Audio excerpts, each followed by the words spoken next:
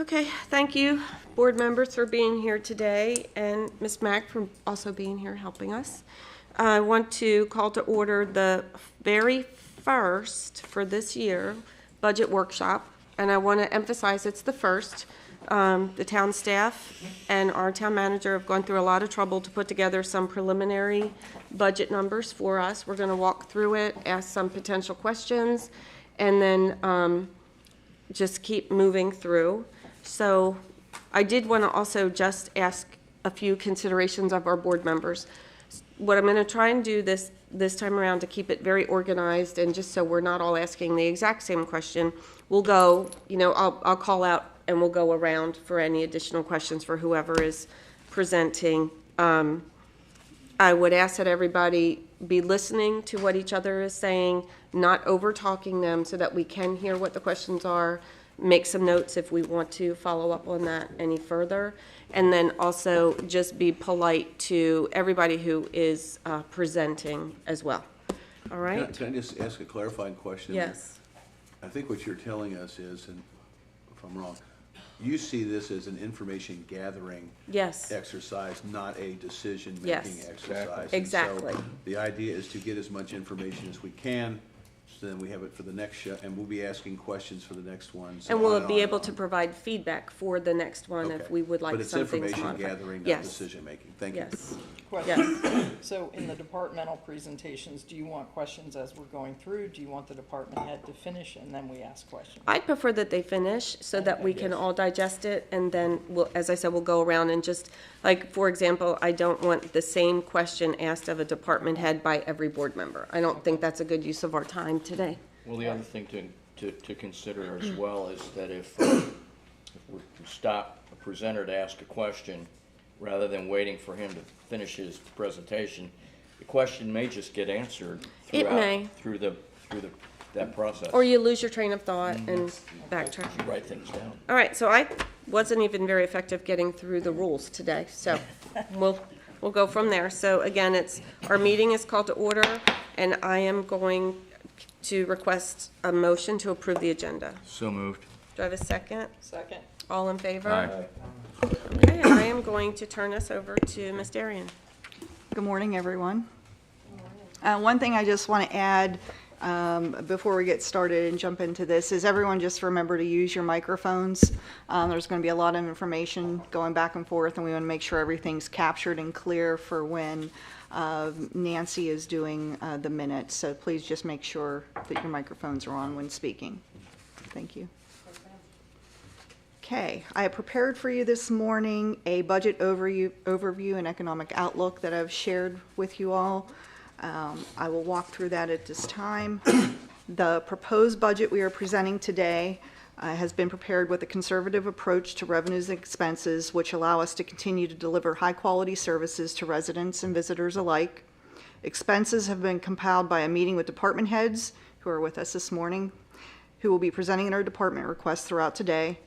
Based on Board of Aldermen feedback that I've received in recent weeks, we are presenting, along with our financial spreadsheets, breakdowns of what is contained within these general ledger accounts. So you all have a copy of that this morning, so you'll be able to use those as a guide as you thumb through. In particular, when the department heads are presenting, that'll allow you to follow through and look at those each individual account numbers, and gives you the expansion sheets show you what the breakdown is within those general ledger numbers. The priorities established for the preparation of the fiscal year 25-26 proposed budget are as follows. Remain fiscally sound with a healthy fund balance. And Ricky, if you could just pull up that slide, please. Oh, okay. There you go. You just passed it. There you go. Thank you. Remain fiscally sound with a healthy fund balance. Continue to provide and enhance public safety to residents and visitors. Maintain a high level of preparedness to respond to and recover from emergencies. Continue to support and balance the needs of new residential development. Continue to provide high service levels and quality of life amenities, our beach. Addressing infrastructure needs and capital improvements. The budget we prepared in accordance with the North Carolina General Statutes and the North Carolina Local Government Budget and Fiscal Control Act. Revenues and expenditures. In mid-March, we received initial assessment of value estimates from Onslow County. North Topsail Beach shows a 2.27% increase from last year. The total assessed value is $1.74 billion, and excluding motor vehicles is $1.72 billion.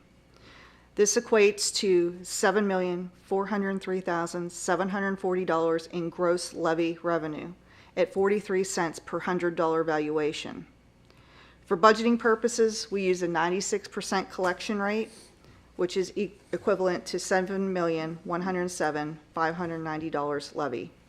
General fund, which is Fund 10, that equates to $4,297,249. The capital improvement fund, which is Fund 12, is $1,157,116. And the shoreline protection fund, which is Fund 30, is $1,653,225. Highlights include the general fund revenue estimates do not utilize prior year reserves, which is our fund balance, and with conservative assumptions such as not accounting for grants other than what is currently awarded, no increase in occupancy tax over the actual receipts to date in fiscal year 25, and no built-in increase for local sales and use tax. The total general fund revenue estimate is $9,426,597. General fund expenditures are estimated in the amount of $9,426,597. So what's being proposed is a balanced budget this morning. This is based on current needs, recognizing inflation, and includes a $456,486 in contingency, which is very important. Personnel costs account for over half of the general fund. Due to the current local and state climate regarding staffing challenges, a retention increase of 10% is included. Much discussion has occurred during our recent meetings addressing vacancies and how other local agencies are addressing these challenges around us. Police and fire have requested a 12% increase, and Public Works has requested a 10% increase. The proposed budget reflects these requests to include 10% for remaining non-public safety employees. The Orbit retirement match for employers will not be announced until April 24th, so that's important to note. We do not have the group insurance renewal rates, nor all the insurance renewals. Some examples include workers' compensation, property liability, property, vehicles, equipment. 10% increase assumption was utilized for initial budgeting purposes for the proposed budget. The proposed fiscal year 25-26 budget reflects an overall decrease of 7.84%, or $801,955 under the fiscal year 24-25 total operating budget. Looking forward, the proposed budget provides a financial plan and foundation that reflects our collective goals and priorities as a town. If we work together and strategically plan ahead, we will continue to build upon the many projects and programs that have been initiated. I will remain committed to collaborations with our community partners and being proactive as we move forward. Together, we will ensure that North Topsail Beach remains a desirable place to call home and a great place to visit. I would like to express my sincere gratitude to the Board of Aldermen, Ms. Deborah Mack and Beth Wood of GWI and Tax and Accounting Services, and department heads for their assistance in contributing to the budget process. Just one quick clarification. The 7.84% is a decrease in expenses, not in revenue. Correct. Okay. That's what I thought. But Mark, I think the point is, that was the amended budget figures. We started off with a budget that was much different, but we had to increase the general fund budget last year to He's meet asking what's the expenses. comparison, what's the 7.8% compared to the original budget or The amended. change, the amended budget? I don't know if you could hear it. Any questions on that? Okay. Then I am going to turn it over to Ms. Deborah Mack from GWI to start walking us through the proposed budget. And again, if we could hold questions, then we'll get through them at the end. Just write them down. thank you for inviting me here. What I have done, Deborah, turn your Microphone. okay, sorry. Thank you. mic's the audio. Look that way. Yeah. Oh, can you hear me? Does that work better? Okay, thank you. Again, thank you for inviting me here today. It is a pleasure working and meeting with all the staff, the manager, and everyone's been great, and the board members that I've met when I was in here previously. Basically, with this budget, I do want to let you know the budget document I put out yesterday, there is a change to administration, IT, and it impacts contingency. There was additional $61,000 in administrative expenses and about $17,000 in IT because we were still trying to get all money moved around, trying to get everything in IT. We were talking to Ricky about it and getting some stuff straight with Citizen Serve. It was split between two departments. So what happens since your revenues are higher than your total of your expenses?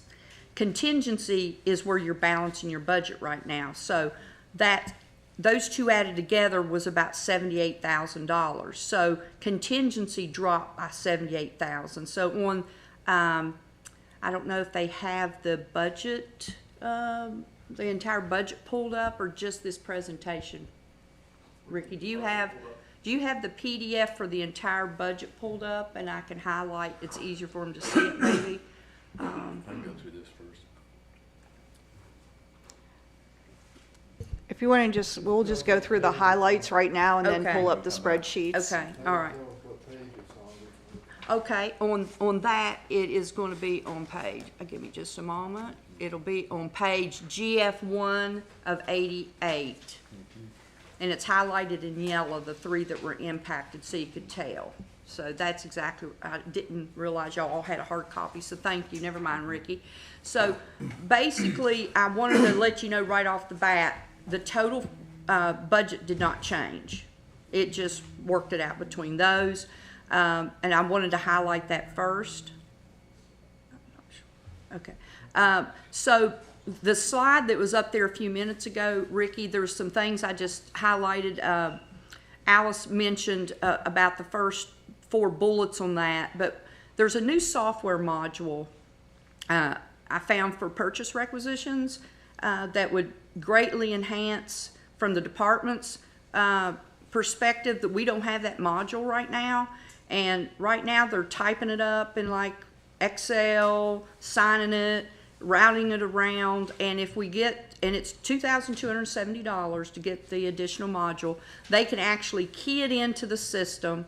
It checks the budget automatically, and then once the department head approves it, it moves it on to the finance side to convert it to a PO. They can attach their bids, everything, and it would all be digitized instead of so much paper floating around in the departments, and would streamline approvals and stuff. And control of the budget is the thing I like the best. It highlights and lets them know immediately if there's not enough budget in that line to make that encumbrance. And just some highlights that I noticed. I know the department heads will talk about some stuff, but there's $70,000 to replace the roof at Public Works, $50,000 to replace the town hall decks, $120,000 for erosion here at Town Hall, $130,000 for 2 F-150 police trucks with upfit, about $135,000 for a backhoe, $75,000 for a wet dry vacuum truck, and $280,000 for construction of 8 crosswalks. And basically, and Alice mentioned this earlier, that in her presentation, personnel costs do account for over half of the general fund. And when I say personnel, that's from salary and all the benefits that go with the employees. The very next one, it's just a pie chart. Basically, you can see police and fire, just like in all jurisdictions, of the majority of your general fund budget. That's very, very normal. And in administration, the reason it's so large, you have code enforcement, you have finance, and you have administration, which typically you'd only have administration. But just to highlight that, that's the reason they're the third largest. You have like three distinct things rolled into your administrative department. And in the very next slide basically shows you the breakdown of the balance of spending and where it's at. It's either in operations and maintenance, which is about 37%, employee wages and benefits is 52%, capital's about 6%, and we have about a 5% contingency in there. So that's sort of overall just a quick glance of where the money all resides in the general fund. And this is normal because that's where all your employees are. And then the general fund summary on the very next page is the page right out of your book that I've highlighted the three areas that I adjusted after the document went out, and it matches what you see there. And this, we always track our budget to your amended budget because things have changed and it's the most current expenditures you have. Your adopted budget is good like for one day, July 1. Every year. It's just how it works. I've been doing this for decades because you're going to get something from Jones Onslow, it's going up, or Duke if you have them, for energy, phones. There's all kinds of things that impact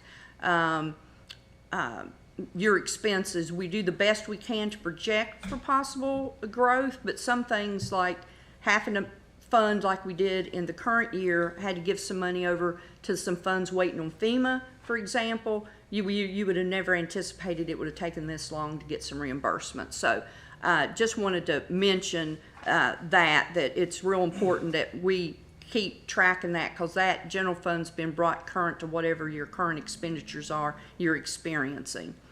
And in the next one, you can't really read it. I don't like it, but we typically put that in there. But in your book, it is, let me look here if I can get over to that screen. It should be on GF 2 and 3 of 88, right after the one you were just looking at. Those you can see better, all the revenues that make up the general fund. And again, it's a total of about 9.4 million.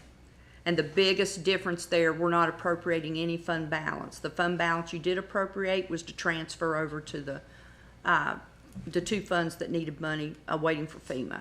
So, so I'm very excited that there's no appropriation of fund balance in your general fund, which is a really good sign. And that's sort of my overview on that because I know the departments are going to talk about their individual department budgets. Do you have questions about you would like to ask me now? So, yeah, let me, I did write down a couple questions I'm gonna hold till we get to the department heads, because I appreciate your summary.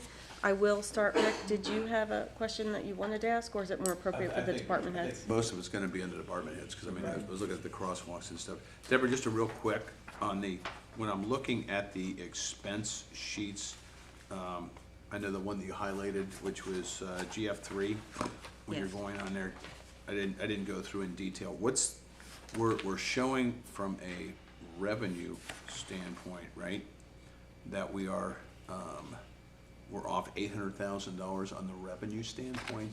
Is that right, because I'm looking at the 24-25 amended, which is GF3 of 88, is showing 10,228,000 for this year's budget. Right. Next year's budget's 9,426. Right. So call it $800,000, give In or take. expenses. No, that's revenue. These revenues, we're not appropriating any fund balance. If you look right above that 10 million, Right. 2,053,000 of that was fund balance. Okay. Yes, so All that's right. why So that the looks. delta is the fund balance. Yes, I see. Got it, Yeah. okay. No, and the rest is gonna be for department heads. Thank you. Laura, anything? I'll go to the department heads. Tom? Good. Mike? Connie? Okay, let's move on.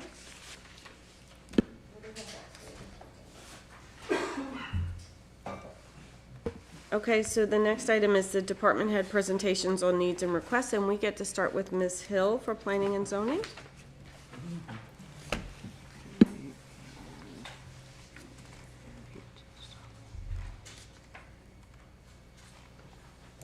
And planning is on page, give me just a moment, in your book, 25 of 88. You're Thank very you, I was just welcome. looking. You're very welcome. That's where it starts. I see you can't read it, I said you don't want to start with when you can't read. Ricky, do Okay, you? we're on page 25 of 88, Deb. There you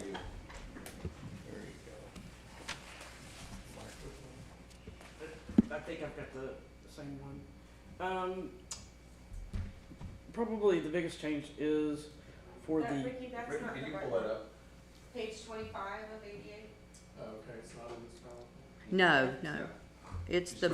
It's that separate PDF of the entire budget. And if it's okay, I'll just call off pages and tell you if you're looking for it. Is that okay? Or we'll, at 2 o'clock, we'll be finding pages if you don't help us. I don't mind at all. this is what that's what I got, the last thing that you sent me. Let's see. This should be the same thing. It's gonna be a little bit higher because there's a 10% increase in here we were just talking about. But the stuff they wanna talk to you about, Right. it did not change, that's correct.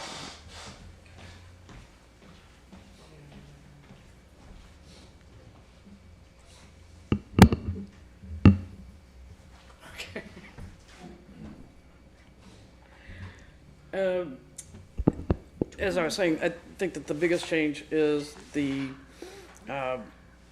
staff position for the planner, position. We're not on 25, you gotta go back to it. Yeah, 25. If you go to GF, the page number is GF 25 of 88. Yeah, keep going. See them at the bottom right? There you go. That's Gotta 19, go the other other way. way. Other way. Keep going, keep going. And reduce the magnification a little bit. 3, 24, stop. Perfect. Back. Perfect. Right there. Good. Sorry, Deb. That's all right. Every time those things are the wrong page.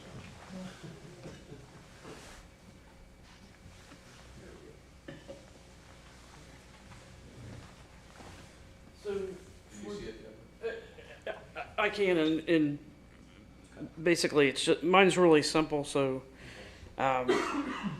the additional funds have been put in the planning department budget for the, additional planner position as well as, training. So, other than that, it's pretty static. Can you please go through the line items? Okay, and, Deborah, correct me whenever we get to that one that you said that we changed. Yeah, all the salaries and benefits you wouldn't need to talk to them about. I think they want to hear about the stuff you control, from benefits down, like training. Am I correct there? Yes. Yes.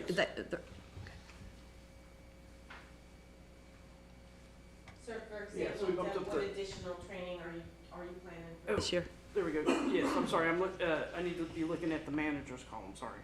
Yes. So, for employee training, we've included, training for both myself and the planner position. Okay. The maintenance and repair for equipment is the same for the vehicle, gas tires.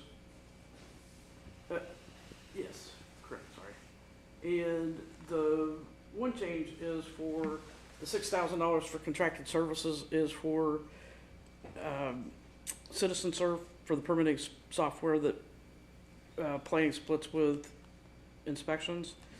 And, that amount has been taken out of the planning budget and for both, and I believe also for building inspections, and put into IT. Perfect. Okay. Same amount. Yeah, but we'll see that on the IT budget. Okay, does, There's, You're seeing it as a decrease on the Hers. planning budget. Right. And you'll see it as a decrease on the building budget, and you'll see it as an increase on the Right. IT budget. right. So I'm gonna, Connie, do you have any questions? I'll go that way. Nope. Mike? Could you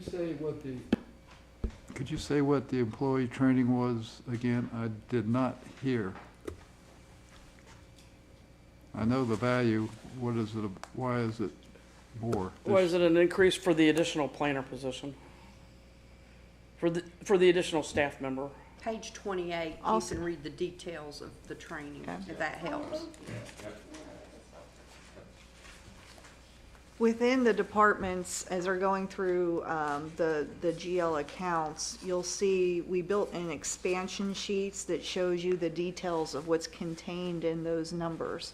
So you're going to see, like on page 28 of 88, every breakdown of the proposed training that she had requested be placed in there.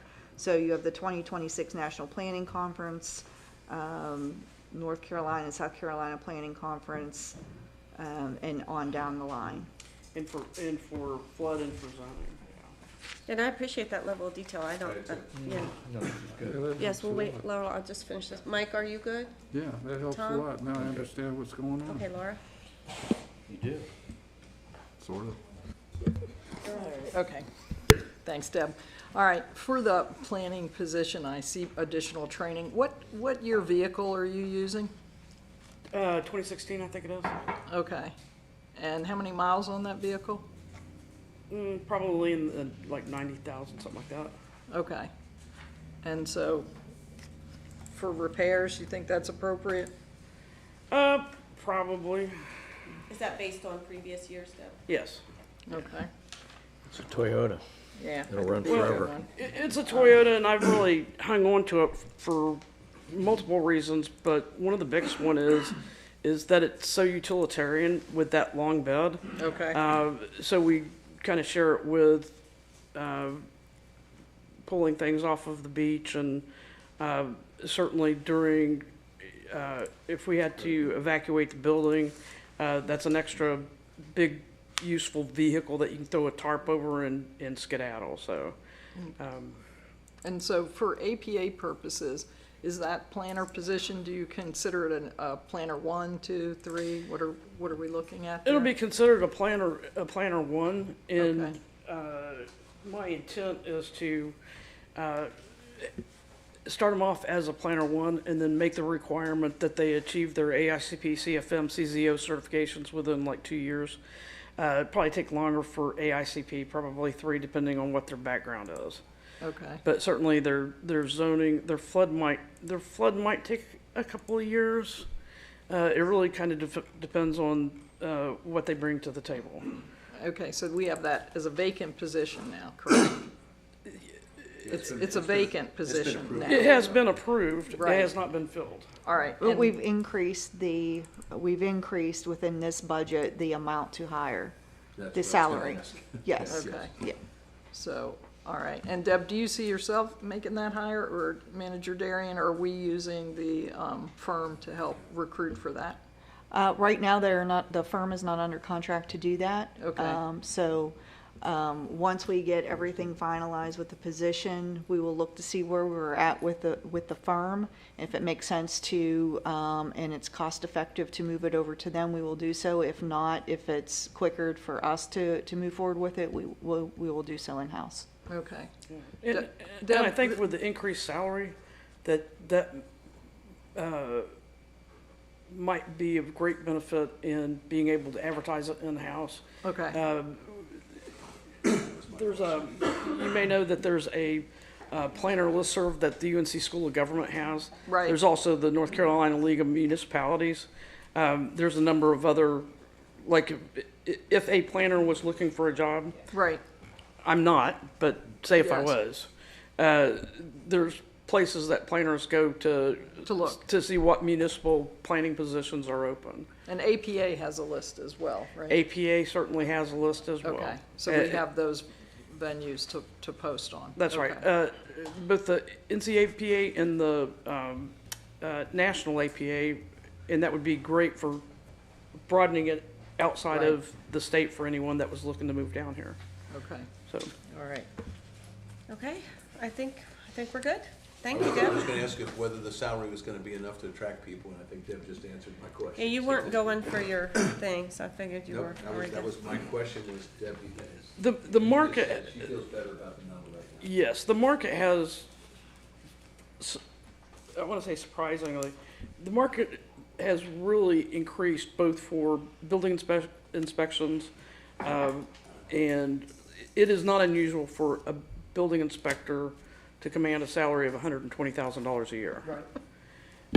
And certainly in the environment that we have gone through and, hopefully continue to go through, and that's the same for permit specialists and for planners.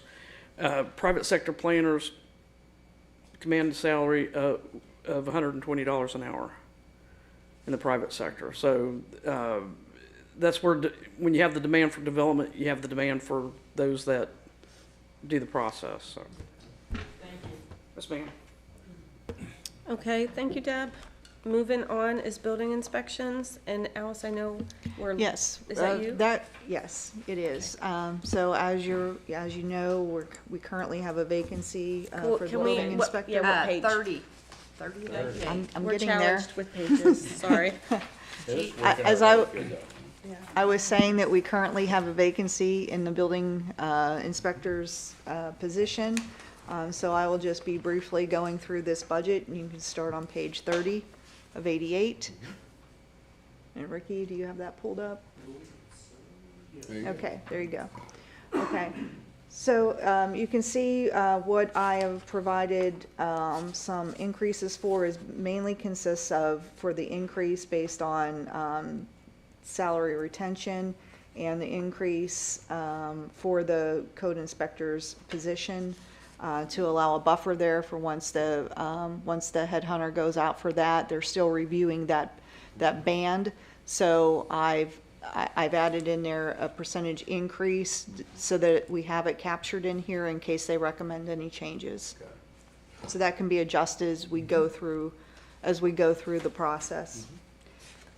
The I see Laura has her hand up. When you're finished. Okay. So everything's pretty much remained static within here, no major changes. I did mention you'll see the CitizenServe online solution subscription. That's been another dues and subscription that has been pulled out of building. As we said before, it's split between the planning side and the building inspection side, because those are the two departments that uses that platform. So we're backing that out of the planning and the building side and adding that to IT. Okay, so let's go around. Laura, did you have a question? So the number we're seeing in salaries, is that including the vacancy? So is that for 3 positions or 2? That is for 2. Okay, thank you. And we also, too, I kept in there, too, for demolition, money for demolition, should, once the new inspector comes in, if we have to move forward. The With any environment that we've structures. been in, we haven't had to really take that on in the last recent years because, contractors have, right, contractors have been buying these properties and, the market's been taking care of it for us. A lot of those properties that we once had on a list when I came on board 3 years ago, those have been ticked off of the list through the last 3 years because of the market conditions and contractors buying those properties and rehabbing them. But prior to that, we didn't have a budget for it, so I still think it's a Correct. good idea to just have that in there in case it's Yes. needed. Absolutely. Okay, any additional questions? Okay. All right, the next is Public Works, and Alice, is that you or is that Wendy? Wendy's gonna come up, and I can certainly, I'm here to help as Hey, Wendy, needed. what page number? Deborah? I'm looking for it. Give me just a moment. Let me get right up here at the top to the table of contents. And so Public Works is GF 56 through 61. Well, I was at 30, so.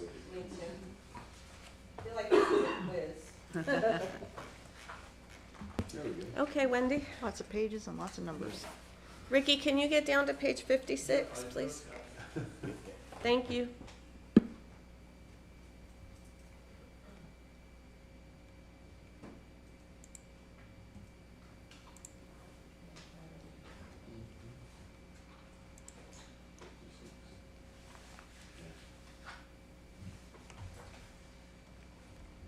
That'll be 56 of 88 when you get to that GF, the general fund section.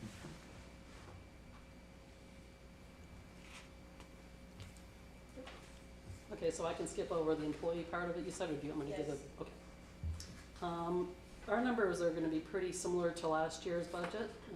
We've kept the employee training at the same, and that encompasses for the potential new Public Works Director, whatever specialized annual conferences that he would go to, as well as training for the 2 employees we currently have, and hopefully the 3rd position that we are looking to fill, giving them safety training, and also pesticide training.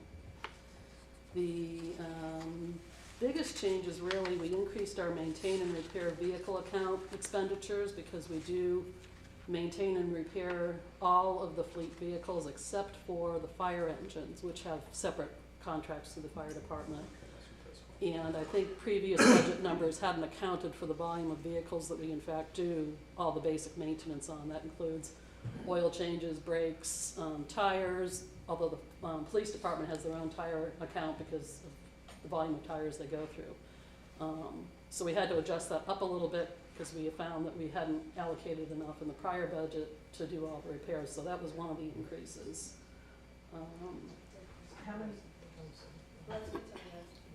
And there is an inventory of all the vehicles. I'm not sure if that's in the printouts that you have or not, but we do have that available. Wendy, can you move that microphone up there? Oops. So again, primarily everything stayed the same: mosquito control, department supplies, uniforms, rental equipment. The rental equipment is when we have to rent big equipment for, like we have an upcoming project at the park where we're putting rubber mulch down. We're gonna rent stuff for that and for installing the Christmas tree. Dues and subscriptions, I believe on ours, they moved some of the stuff over to IT, so that's all accounted for there now. So now we would just have anything that the Public Works Director is going to be a member of and whatever fees are associated with that. For us, the biggest item would be the capital outlay. And within that number, we have requested a backhoe. Our backhoe is out of commission. It's severely rusted. We've got it at a, I think it's called, it's a mechanical, a place that does the big equipment. I can't think of the name of it right now, but they already analyzed it. It's not repairable. They would give us a trade-in value for it, and they gave us the quote for what the new one would be, which is what's in the budget here. And that is a piece of equipment that we use for burying large items on the beach, like if we had a whale wash up or, you know, some of the dolphins. It's just a piece of equipment that can dig the depth that we need. It would also be critical during storms. If we had any damage, we stage one piece of equipment. We have a loader. We stage that at one end of the island, and we stage the backhoe at another end of the island. That way, if it creates a shorter response time for us to be able to get to debris and remove it. So it is a critical piece of equipment, I think, for a Public Works Department to have. And we have some attachments for it already that are still usable. So we'll get the same brand so we can use all the attachments we already have. The other item on there, a boom mower attachment, which would be for our John Deere tractor. And that is what would enable us to be able to go along the sides of the roads and cut vertically all of the overgrowth. Right now, we just have mowers that can do the ground, but we don't have anything that cut everything that's growing out into the right-of-way. We tried doing it by hand a couple of weeks ago, and I can assure you that I was out there helping them with that, and we really need the side cutter to do that work more efficiently. When you get in there to the thick of it, there are so many vines that it's almost impossible to do by hand. And then we also requested a brush mower, which would do the same thing but on the ground. Where the mowers can't cut growing trees and vines that are growing up out of the ground, that is what the brush mower would do. It can do thicker items. Bush hog, right? Yeah.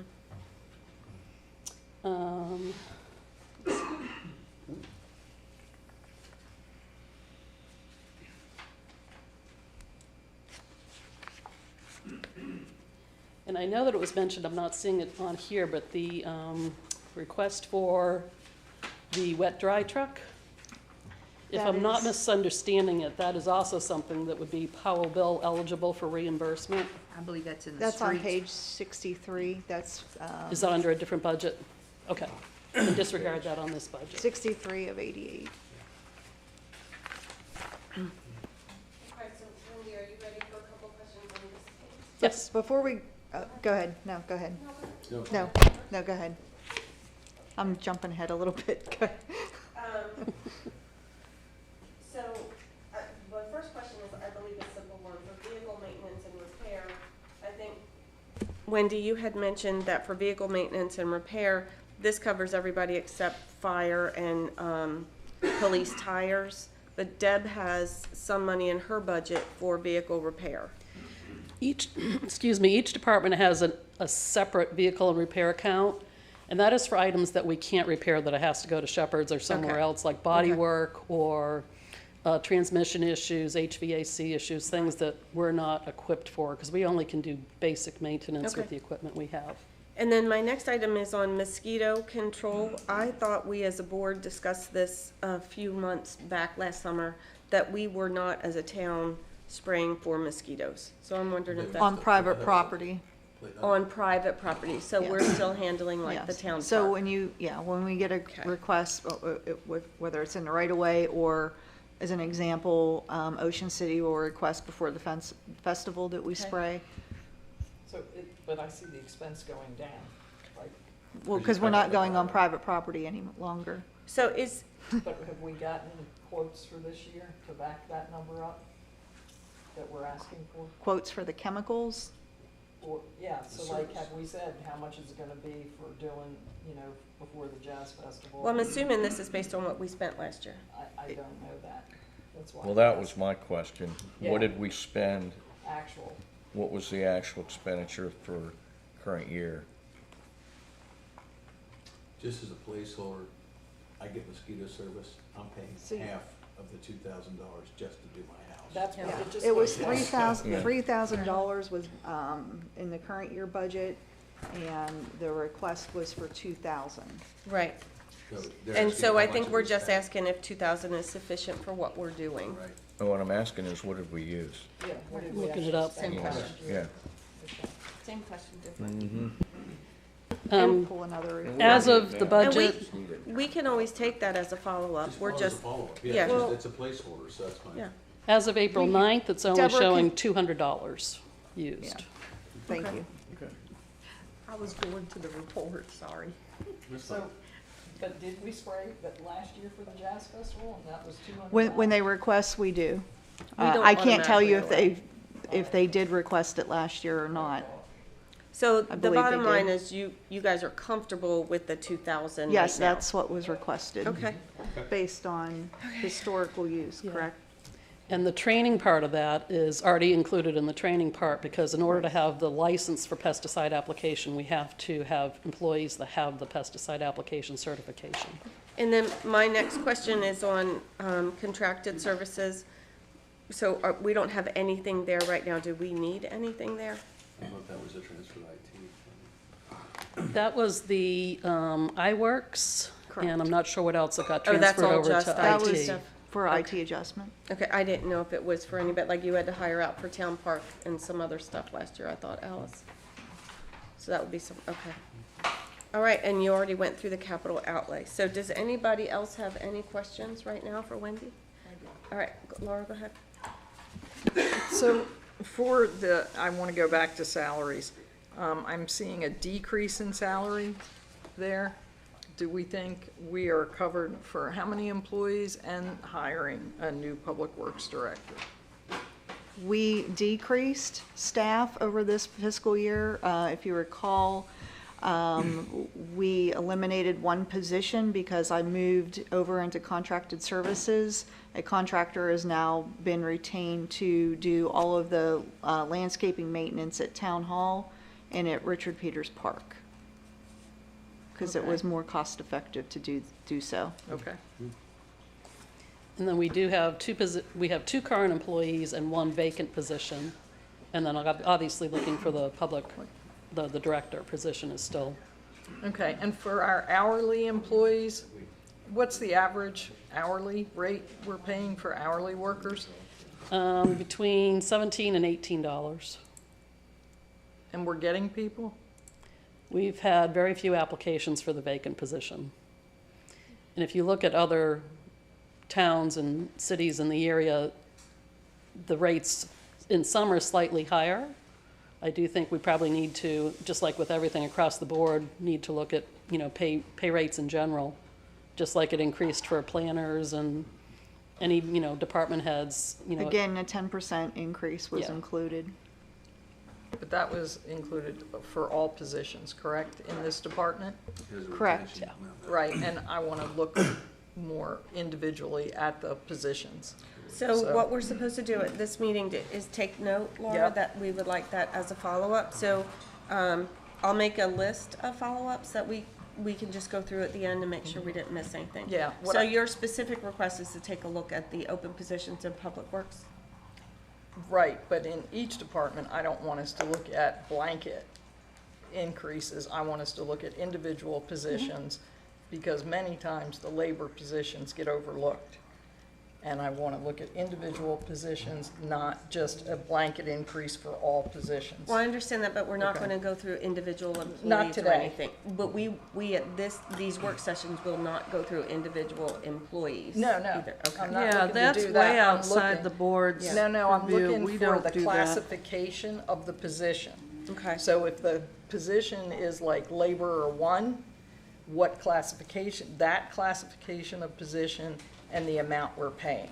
So I'm not looking for names, I'm looking at what's the For position open. called. For Correct. opens. Okay. Right. we have that list of all the Right. pay levels and what they're at. All Right, right, I have And that as a ranges. follow-up. thank you. Rick, did you have anything? No, I was just gonna ask a question about pay range. Maybe pick it up a little bit for the big one there is the superintendent. Well, and we Just to have, go back to clarify what the question was for Public Works, the current grades for a technician is 34,284 to 53,140. Public Works, senior Public Works technician is 35,998 to 55,797. According to that, So, you've got plenty of room with so to those be ranges. clear, when somebody applies and we advertise the position, if someone, we have leeway in these grades, if somebody applies with extra certifications, that's something internally that we would The range is big enough. review and consider. Does that clarify, help? Laura? That helps. Okay. I'm not resolved on it, but that helps, thanks. okay. Any additional questions? Okay, go ahead on. Now, do you want me to stay up here for streets and public buildings, which I also touch on? Yes. Okay, So- and recreation. Okay, so we're doing Public Works, and next is public streets We could and do buildings. streets. So what page are we going to? You're going to, 62 will be streets, right after Public Works, it'll be right after. Right. Thank you. You're welcome.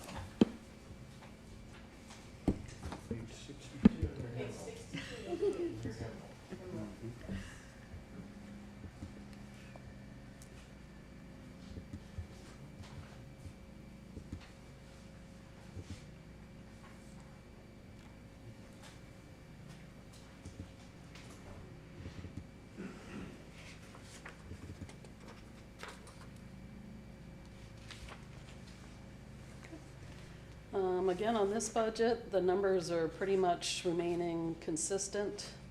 Your streetlight expense, maintain and repair public parking, no changes there. Maintain and repair equipment was increased because again, we're finding that our repair costs are increasing, on the big equipment especially.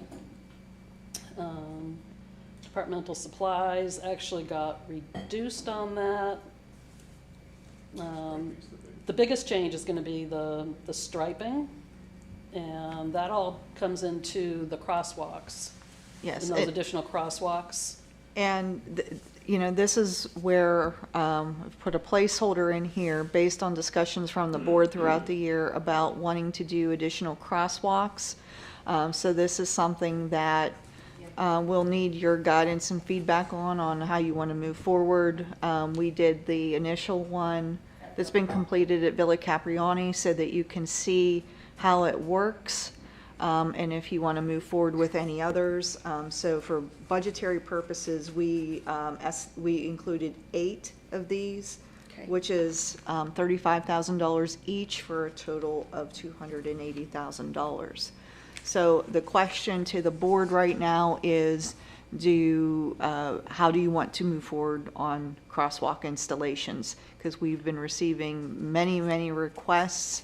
Everyone wants a crosswalk at every location, so you're going to have to balance that out with what the, Well, with, I think 8, I think we should keep the 8 in there, and then I think we as a board can help determine where to place them. I don't think we need them at every single street, but just let me finish. And then the other thing I would request is if you could train people how to push the button, that would be great. All right, go ahead, Laura. So I have a question. Is that separated from like the flashers and the whatever? Do we have a quote for just striping versus what we did? striping came in at, was it $5,000, if I recall? The striping is, yeah, 5,000. Okay. The install is 12,000. And the signal itself, the flashing sign, I forgot to write that number down, was 18? So this is for full crosswalk. This is the Villa Right. comprehensive crosswalk. Right, but we do have an option just to do striping as well. No, you don't, because they're NCDOT, so we have to engage in agreements with them, and we have to go within their guidelines. What they suggest. And once we do these and once we install them, we're required to maintain them.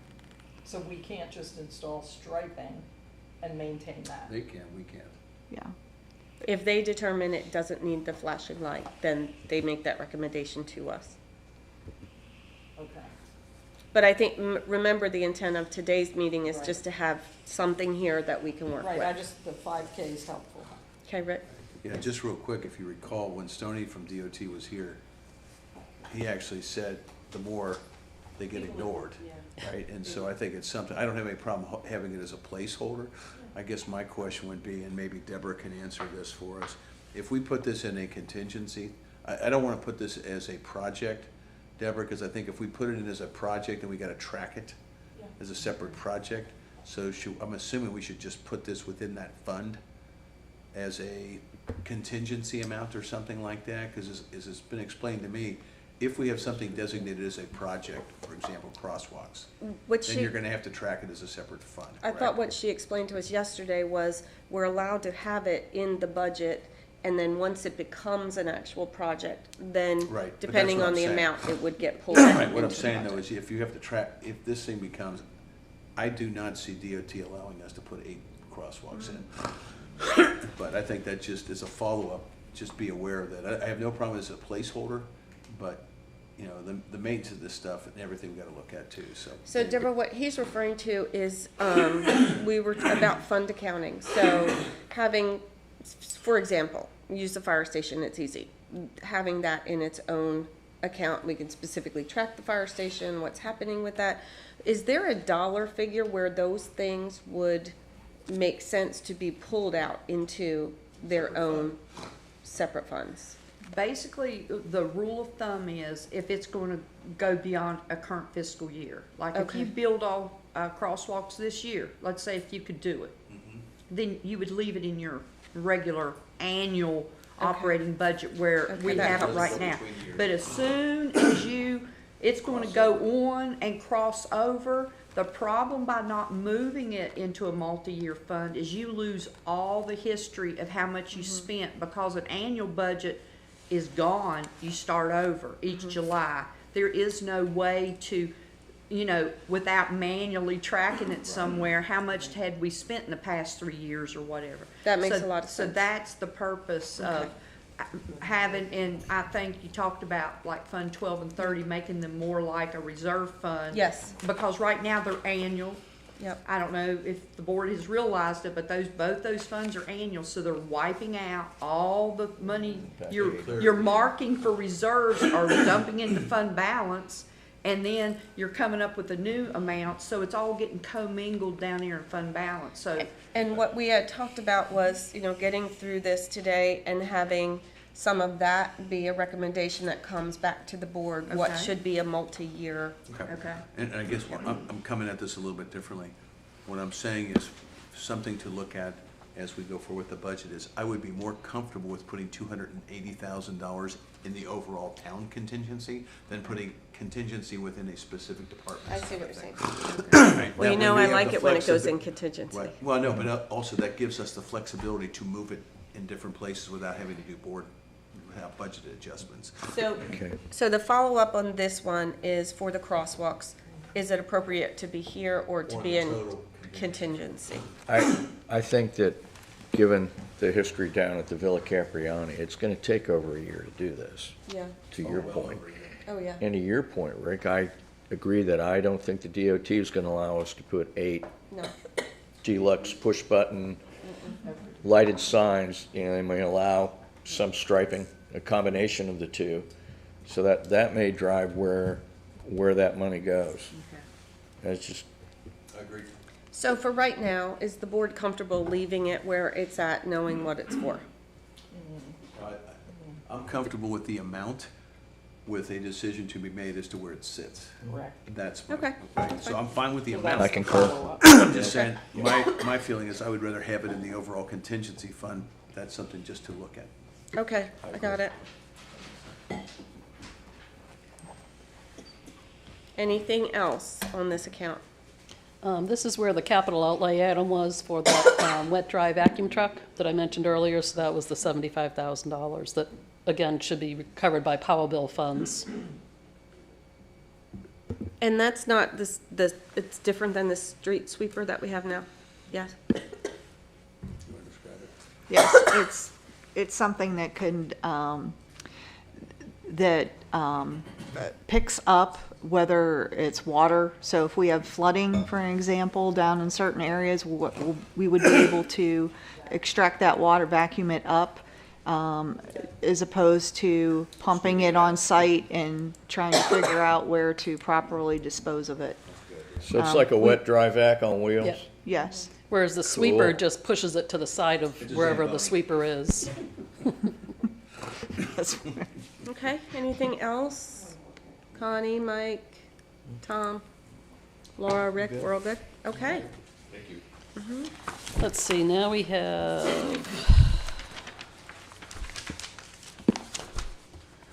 we could do public buildings.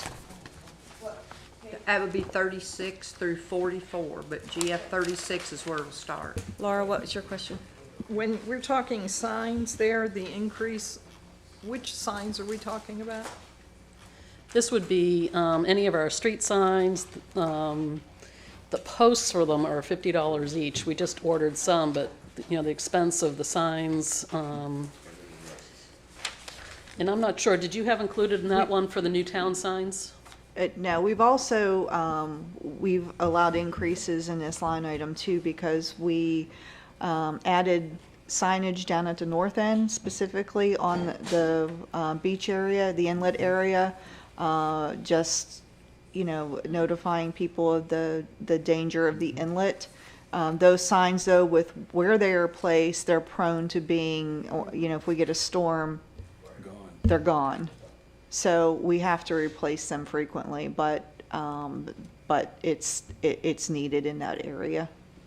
Where do we have in the budget for repairing, replacing the Christmas lights?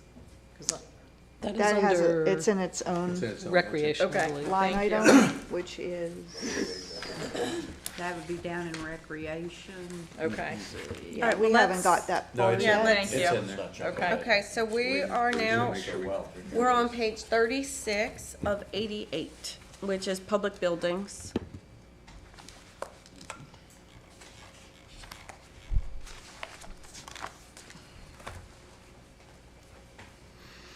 So it looks like the big item is grounds maintenance and repair. And I think, Alice, you had mentioned some updates to Mr. Peters Park. Is that what that is? Take your time. That's on page 38, the detail of that account number.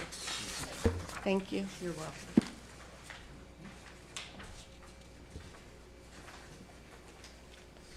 Yes, we got, this is where I mentioned that, you know, the changes would be to the contracted services for the landscaping services. It's doing work at Town Hall and at Richard Peters Park. We also, too, we supplement that as. Sorry, my microphone wasn't on, so I'm going to repeat that for Nancy. The landscaping expense that I mentioned earlier is included in those proposed changes, which covers Richard Peters Park and Town Hall landscaping maintenance. We also have an additional $9,000 buffer in there, if you will, for landscaping expenses, which covers items that they would not cover. So if you see potted plants at Town Hall or Richard Peters Park, that's going to account for that, and as well as, you know, when we have events, if anything needs freshened up, that's a buffer to, yeah, if a storm comes through and we have to redo pine straw or plantings, it gives us some leeway there. So the question I have on this one is I don't have any issue with the landscaping. Question about I know we have an erosion issue that needs to be dealt with here at Town Hall, but I wasn't aware of decks, what needs to be quoted for the decks? The Town Hall decking is a decking that you see when you come to the entrance, the steps So it's not that like comes the up. upper decks. It's the decks coming up the steps, it's the decking, the handicap ramp, the decking that's on the back of this building. So it's looking at all of that, and I don't know, and I know Wendy just sent an updated estimate this morning, which basically a contractor doubled that, it looked like, as we were sitting here, I was reading that. But it's a placeholder so that we can start the repairs, because there were no repairs done to this decking even when after That was my Florence. question. So when this building was put back together. Yeah, the decking was totally ignored. Okay, thank you. That was my question. I was Yeah. wondering if they were new after Florence. Okay. No. Okay, well, let's let Wendy finish, then we'll go back through. I'm sorry, I jumped. That's okay, we're both kind of combined on this one. One of the other items under the maintain and repair buildings is where you see the replacement for the roof at Public Works, which it leaks probably in 20 different places when it rains, and Yeah. we have plastic buckets everywhere. It is desperately needed to make conditions down there better for the workers. Okay, are you ready for questions, or do you want to? Laura, go ahead. All right, questions on telephone, cell phone expense. We've paid Verizon last year as well as AT&T Mobile. Do we still have multiple vendors, or do we have one vendor? I am not familiar with We this have multiple service. vendors, but that's something that Ricky can speak to when we get to IT. Okay, and then also on the decking, have we had a structural person say that it's structurally unsound? I've had a structural engineer go through Stantec. That was when Mr. Keble was here, acting as the Public Works Supervisor. He did an erosion assessment. That's why there's numbers still in there to complete what he started. And I also had another contractor come in to go through the decking at Town Hall as well to do an assessment. So that's why we had a placeholder in there. We didn't really know what the numbers were going to come out at, but we just got this morning that it's estimated at 100,000. So the next budget meeting, you're going to see that number get. Deborah's probably updating it right now with increasing it to 100,000. Yes. And are we So we've had a structural engineer, Stantec, go around the building, and we had another contractor look at it as well. So are we looking at pressure treated or like a Trex material? Pressure treated. He said the cost for a Trex material would be quite expensive compared to treated, so that was the quote that he gave us, was it's going to be for treated. Yeah. I can have him do both if you'd like. I'm not interested in Trex. I don't know if any other board member is. I love mine, Yep, I am interested in that. but it is very expensive compared to. It's going to be double the price of pressure treated, Yeah, so. if not more. Yeah. Well, if we were going to do that, we would have to do completely, I mean, it The would be a railings, complete redo. everything. That's what I'm saying. So it's more So cost effective at this it's- point to keep the materials the same. No, agreed. The contractor that looked at it is recommending, it'll be a little bit more visually appealing, The steps will be treated, the railings will be treated, but the actual handrail areas will be a material that matches the gutters. It'll be a white material, and you'll avoid all the splinter issues with that. So it will look more attractive. Okay. So it's a plastic material on the Like recycled rails? I don't know if it's Trex material or a plastic, but it'll be a white Okay. That's usually a PVC. PVC type It's a material. So again, but the intent of this meeting is just to have a number in there that we're Placeholder, yeah. comfortable with, that's going to be close to the scope of work. So it sounds like we've gotten a higher quote, so we'll update it, and then we'll be able to dig Okay. into the details on that. Works. Anything else for Wendy from any board member? Yes, Connie? We good? Sandy needs to shut off because, there you go. In addition to the roof, is there any more structural problems with the Public Works building that you're aware of at this time?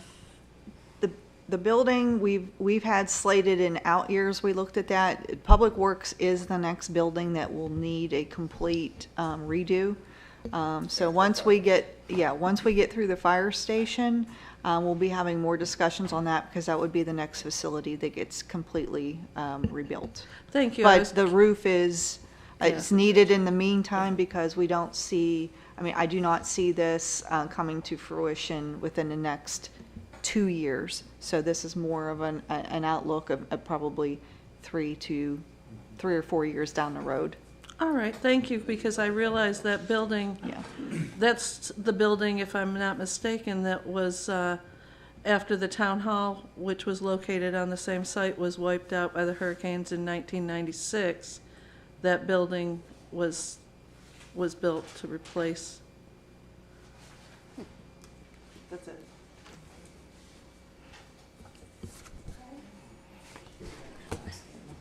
Okay. Go ahead, Laura. In building security, we're going from having a budget to no budget. What is the change there? IT, So you just moved it? Okay, Yes. perfect. security cameras. Okay. Do you want to do recreation while I'm here, or do you want to do that all on your own? You got it, or you want me to do it? Okay. Page number? Yeah, what page number? Hey, trying to, my thing's locked up. Okay, recreation's page 70.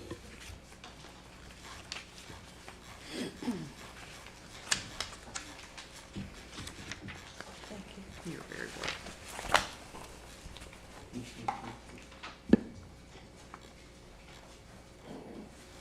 That's where you'll see your snowflake line item. I know that was brought up.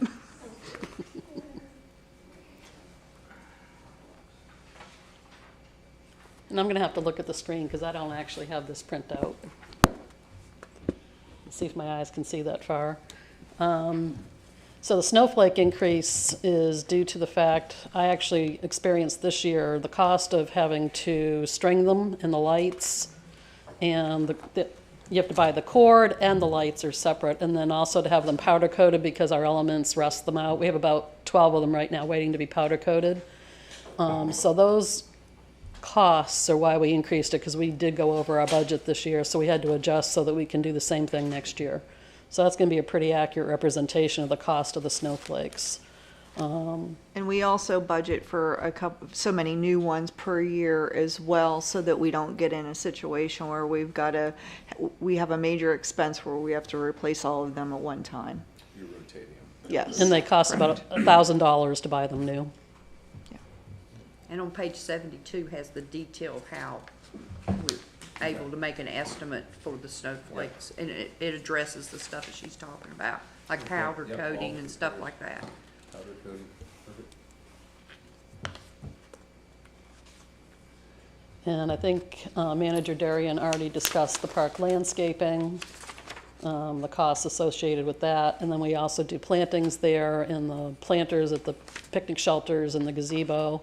And up on the structure itself where Bada Bing's is, we have potted plants, and that's something that we do versus the landscapers. And under the park maintenance, Alice, is that where you had mentioned the, like the dock areas?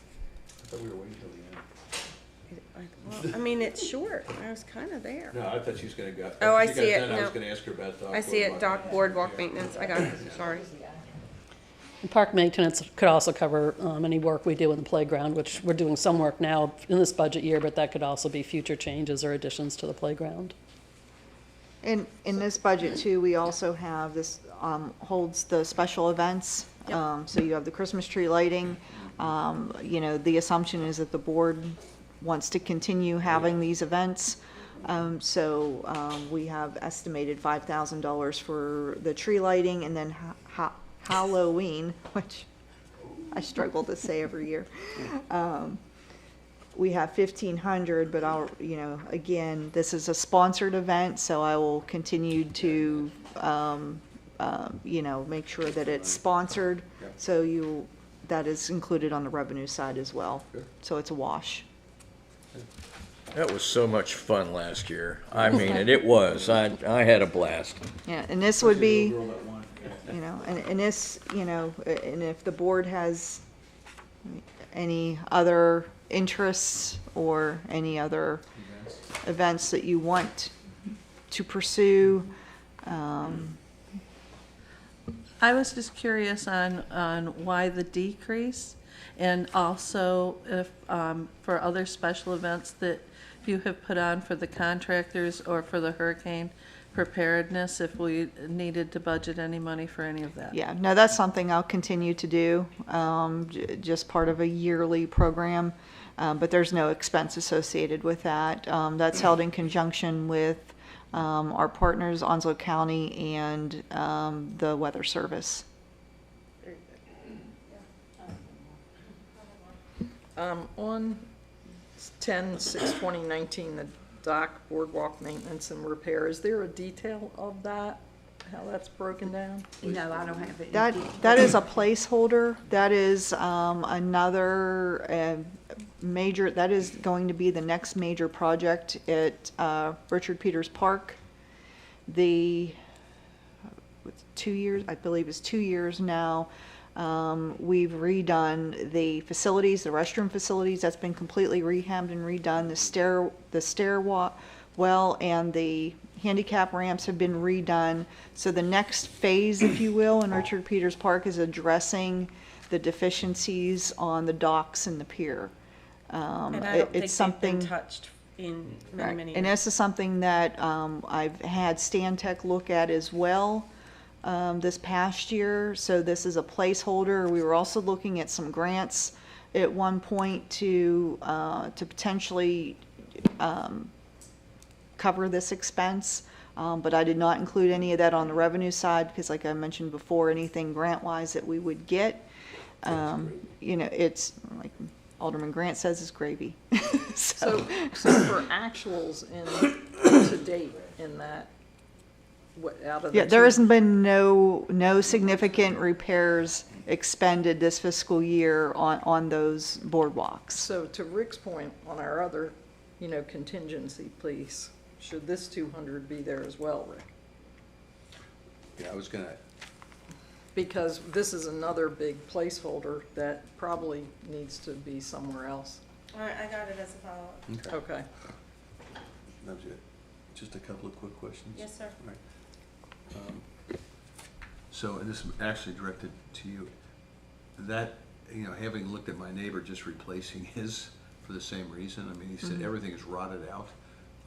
I've walked back there, and whatever we do back there is good. You're gonna have to do it all, or you got a safety issue. You can't. This is not something where you can just do temporary repairs on this thing, so. No.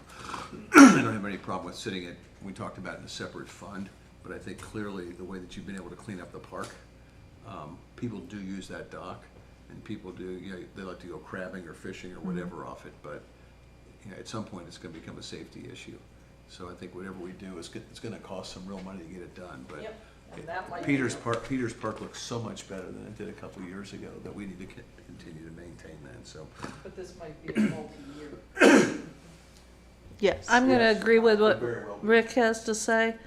We go to the park quite often. There's the 3 docks, there's the kayak launch, the one with the gazebo, and the crabbing fishing one. And it's time. Yeah. Yeah, it's such a great park, and so many things have happened in the last year or so, so I'd like to see it keep up. And it will probably be a multi-year effort, I think is the takeaway, you know.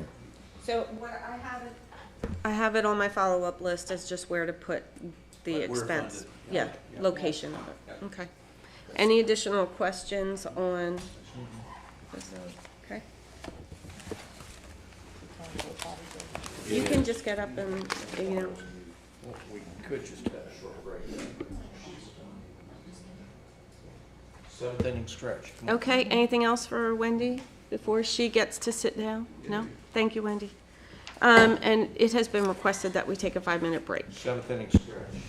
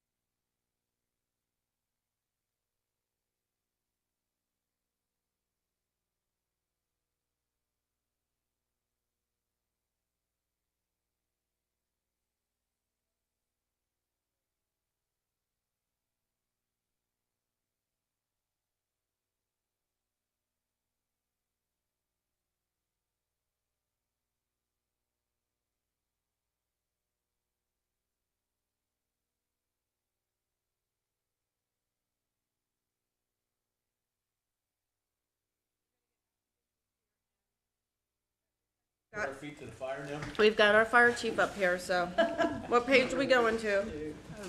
Let's see here, we will, It's a dad joke. yes, 74. Sorry, what's Deborah? 74.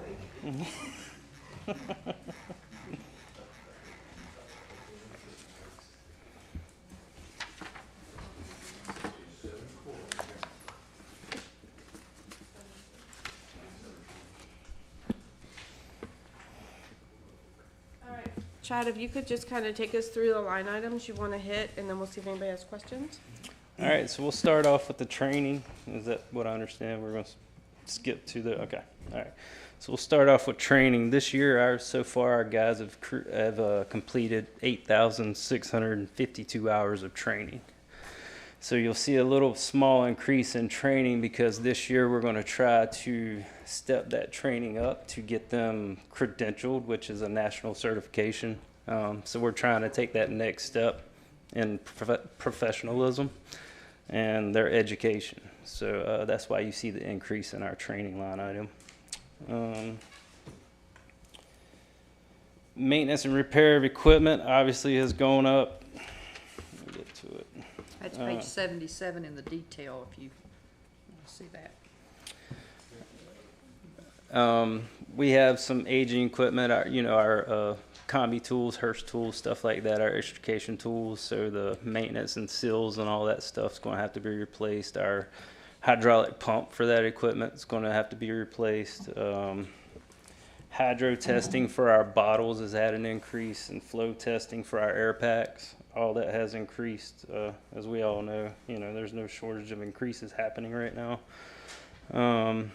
Our ladder testing, because our ladder has to be third-party tested, non-destructive testing and all that stuff done to it. Obviously, that's increased because we have to bring in a third-party vendor to do that non-destructive testing. So that's why you see that. Gas, oil, and tires, moving on to the next one. So there's a law out there that you can't have tires more than 10 years on a fire truck just due to dry rotting and stuff like that. So we have several tires that are coming up on that. So we're going to have to replace, 12 tires we're going to have to replace due to age. So you'll see an increase there as well. Departmental supplies, that's our fire hose, nozzles, thermal imaging cameras, that type of equipment, hydrorams, AEDs, gas monitors. We had to send off one gas monitor this year, and we should have just bought a new one because that's where we were at to have it repaired. So I was going to ask you, Chad, on that, have you've gone through and taken a look at all your equipment, and you know what you need to actually replace versus repair? Yes, ma'am. Okay. Yeah. I was going to ask that question at the end. I know, he just said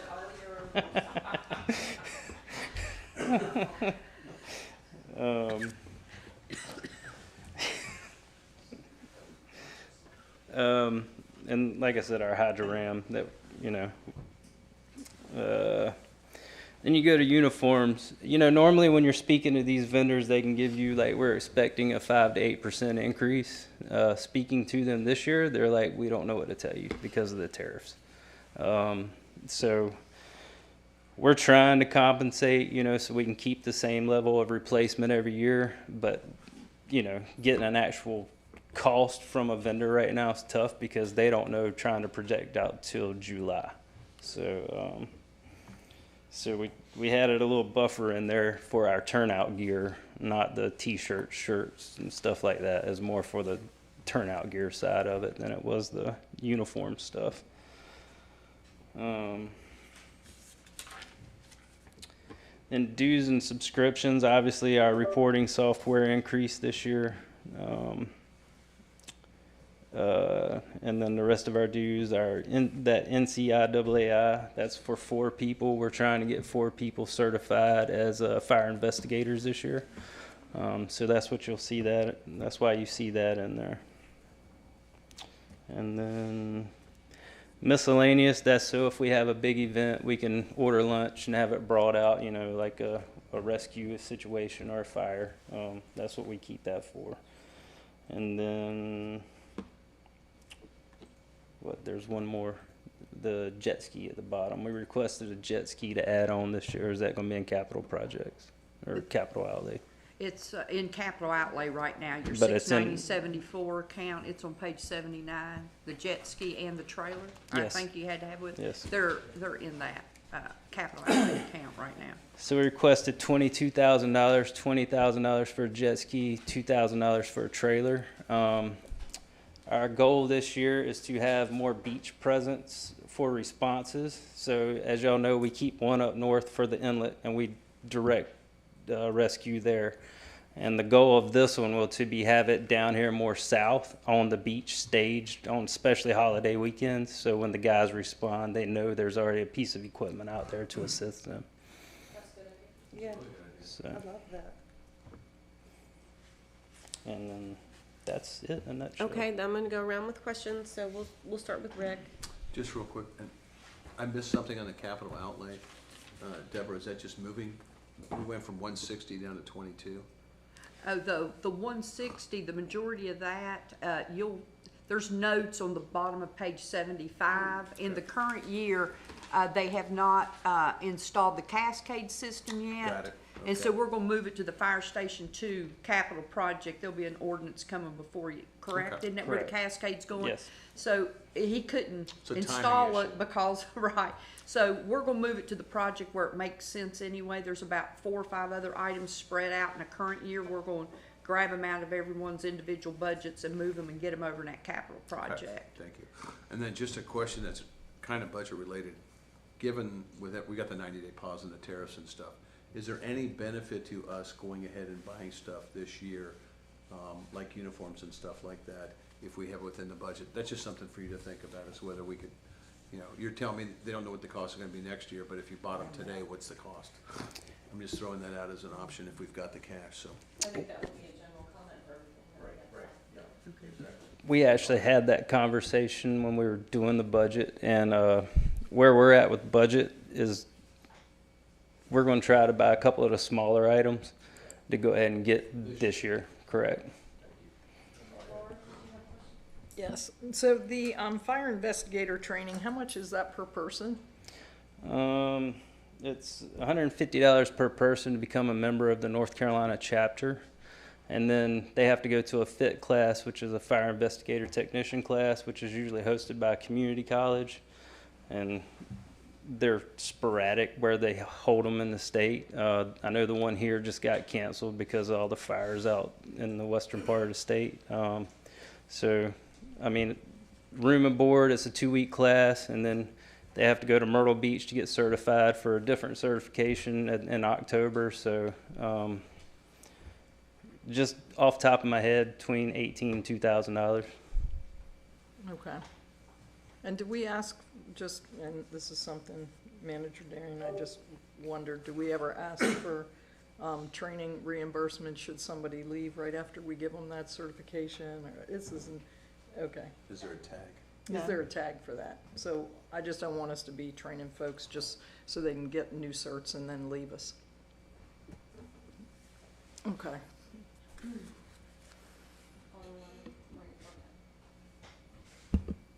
2 questions. First, on the jet ski, Yes, sir. is there any chance of getting any type of a grant or any kind of assistance on that from foundation, state, anything like that? You want me to talk about the grant since you brought it up? We do have a grant application that's pending, but it's actually for a boat. Yes, it's for a rescue boat. It's for a rescue boat, which is Okay. a larger boat than what we have. But again, we didn't account for anything as far as grants because we'll do a budget amendment should we be successful. But we had a lot of discussions, the benefits of a boat versus jet skis. I mean, I felt it was still very necessary for a jet ski. It makes total sense. Yeah, and regardless, even if we do get the boat, I still think we need the jet ski. Okay. No, But we have a grant pending Yeah. for a boat. for the boat.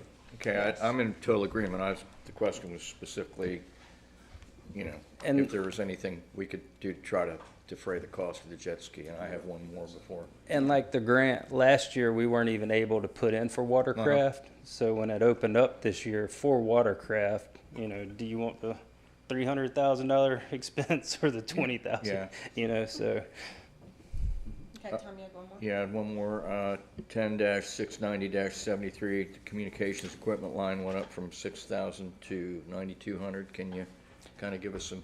oh, info yes, on sir. that? So this cost increase of the radios, we're having to replace, that's 2 radios. So we're having to replace 2 radios. Okay, And that's what that cost is for. Okay.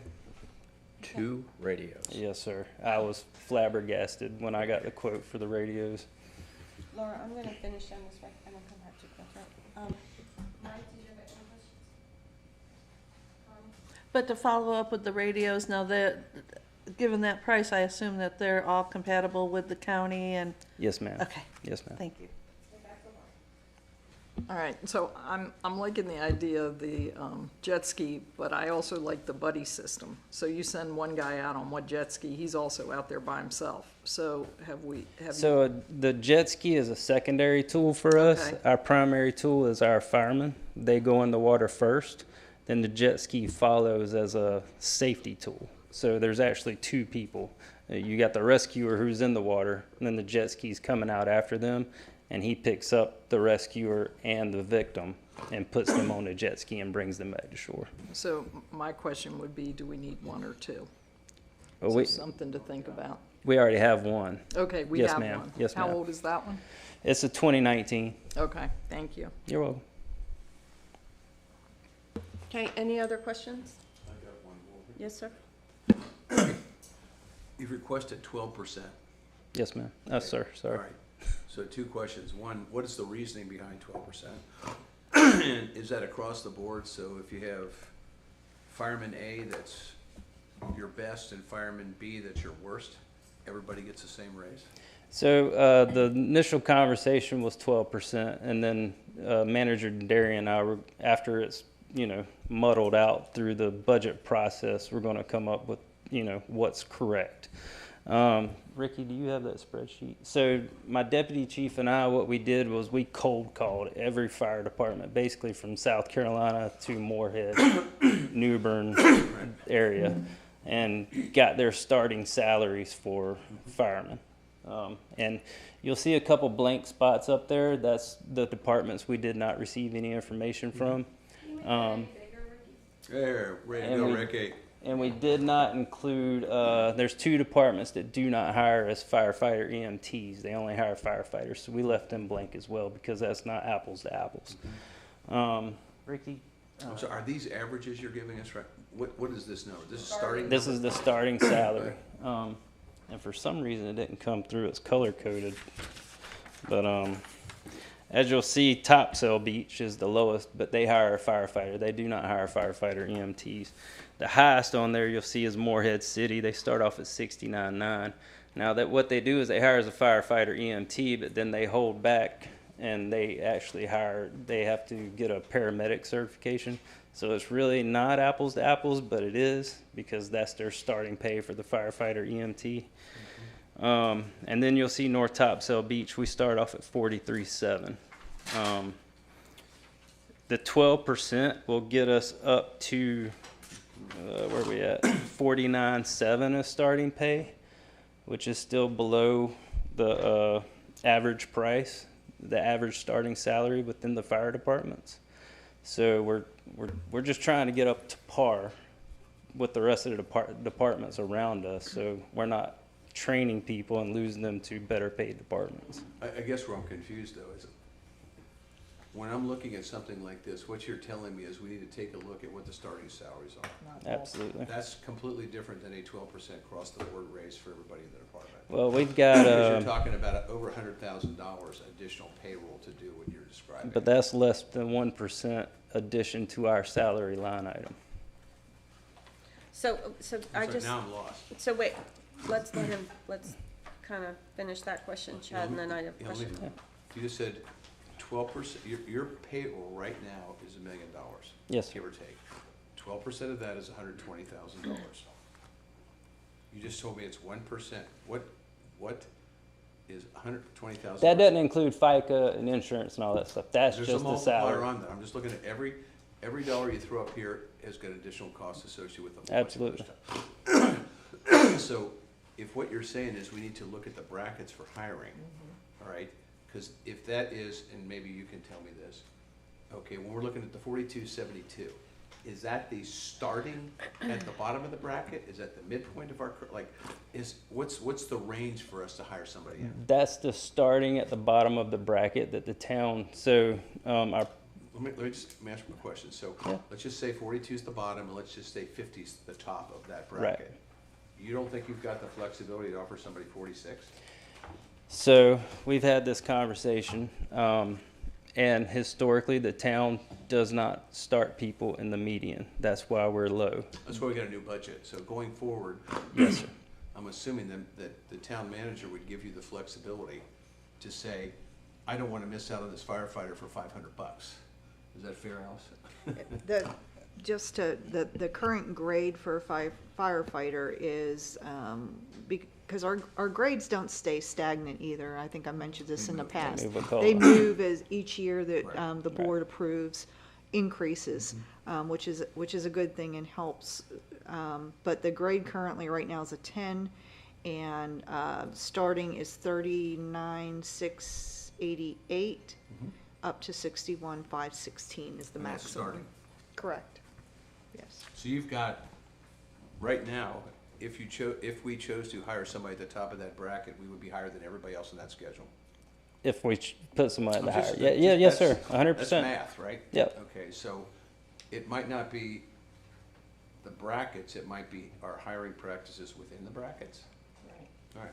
Which we've had the conversation about, yes. Yeah, That's and my so it question. sounds Sorry, to go me, like, yes, there's flexibility from a hiring perspective, but then it also sounds to me like what you're saying is people have been brought in at this lower rate, so you're trying to get them up to That's where correct. potentially you would be hired, and then look at hiring it within 100%. higher, Right, okay. I'm fine with, I'm just saying with the ranges. Yeah, you're just Alex clarifying. laid out, Yeah, we can be at the top of this bracket or we can be at the bottom of the bracket, it's up to us. as the- right, but if you have And 20. that's why it's being termed as a retention percentage as well. Exactly. So if you Yeah. have a whole bunch of people that are at the That lower sounds end of the better. bracket, and you bring somebody in at the higher end, that's not gonna go well either, so, yes. No, I'm fine.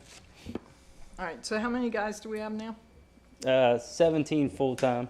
And how many of them are in the grade 10?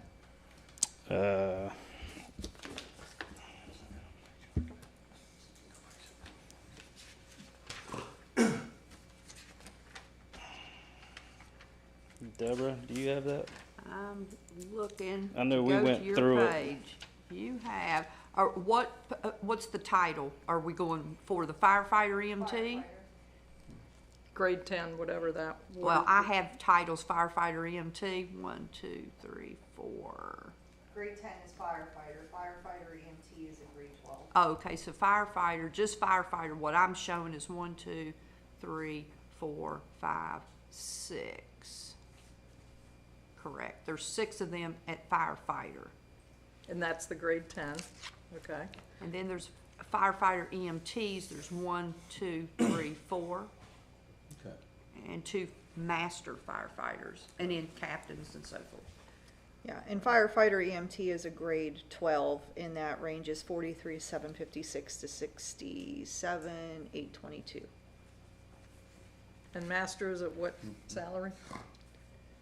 Firefighter EMT is 43,756 to 67,822, grade 12. So I'm confused. There's firefighter, firefighter EMT, and master. Correct. And Well, masters, firefighter EMT is a master firefighter. They're Okay. training to be that next step, right? okay, so what's the next title above that? Lieutenant. Okay. And what grade is that? 14. And what salary range is that? 48,241 to 74,774. And how many guys do we have at the grade 14? There's 3 lieutenants.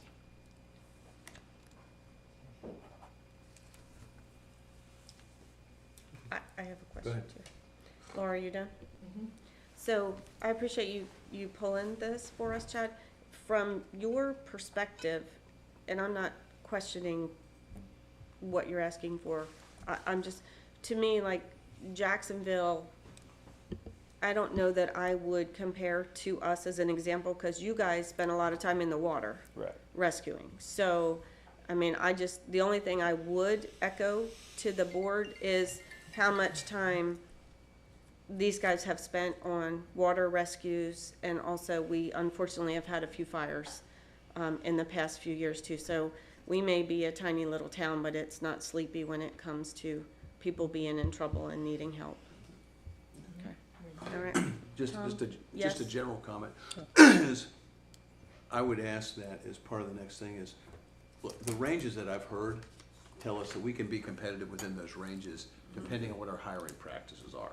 So it seems to me that that's gonna be the issue for us to look at, because if I get a range of $20,000 in a pay scale, but I'm hiring at the bottom, yes, that does allow you to move, within that pay scale. But on the other hand, it doesn't make any sense to have a bottom number that's not gonna get anybody hired, but a top number, we can hire anybody we want. So I think, I would just say that's something we have to look at. So I have down for under follow-up, so under fire, hiring practices and retention pay discussion. Perfect, yep, and I think Alice has talked about the retention issue, and I think that she'll be able to address that for us. Yes, Okay. and, the ranges do allow, for to hire at a higher pay based on if we get somebody that has numerous credentials, we have that leeway to accommodate that. Okay, Okay. perfect, All right. thank you. Mayor Pro Tem? When was the last time we did a pay study? 2019, 1920. It was an- No, They They a were little bit finishing later it than when that. I got 20 hired here in 20. They 2020. had finished it. Yeah. Okay. And relative to that, where are we? In terms of our starting salary, We're relative right- to the pay study? We're still on that pay study, except for the top number, because we've grown It, COLA. as I said, it increased each Yeah. year. These bands increased. They did not stay stagnant. They increased when the Okay. board approved a COLA COLAs each and- year. Yep. It Okay. expanded the pay band. What was it you said about Topsail Beach and their hiring? You disqualified them, or They had hire a comment fire- about it? They don't hire as EMTs, they just hire straight firefighters. They Okay. use Pender County EMTs. Correct. Okay, we need to have like one conversation at this table at a time.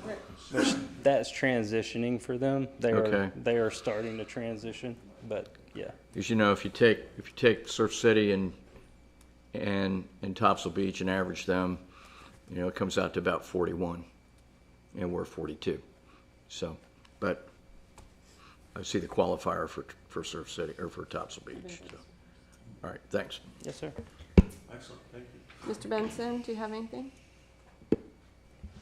Chief, I don't know if we're gonna talk about, new equipment, but we've been talking about that ladder truck for 3 or 4 years. And every year we add another axle, another $1 million to the cost of it. How much longer are we gonna be able to keep that thing working properly? Well, our ladder truck this year alone, let me find it. I spent approximately $21,400 on our ladder truck this year. Our radiator went out, our turbo went out, and our power reel that provides power to the top of the ladder went out as well. So it was an expensive year for the ladder truck. I know right now that ladder truck to replace is about $1.5 to $1.7 million. Obviously, that isn't coming down. But we were waiting. Next year, we were supposed to start the process of getting quotes and out to bids and all that. And then the following year, we were supposed to budget for it based on our 5-year replacement.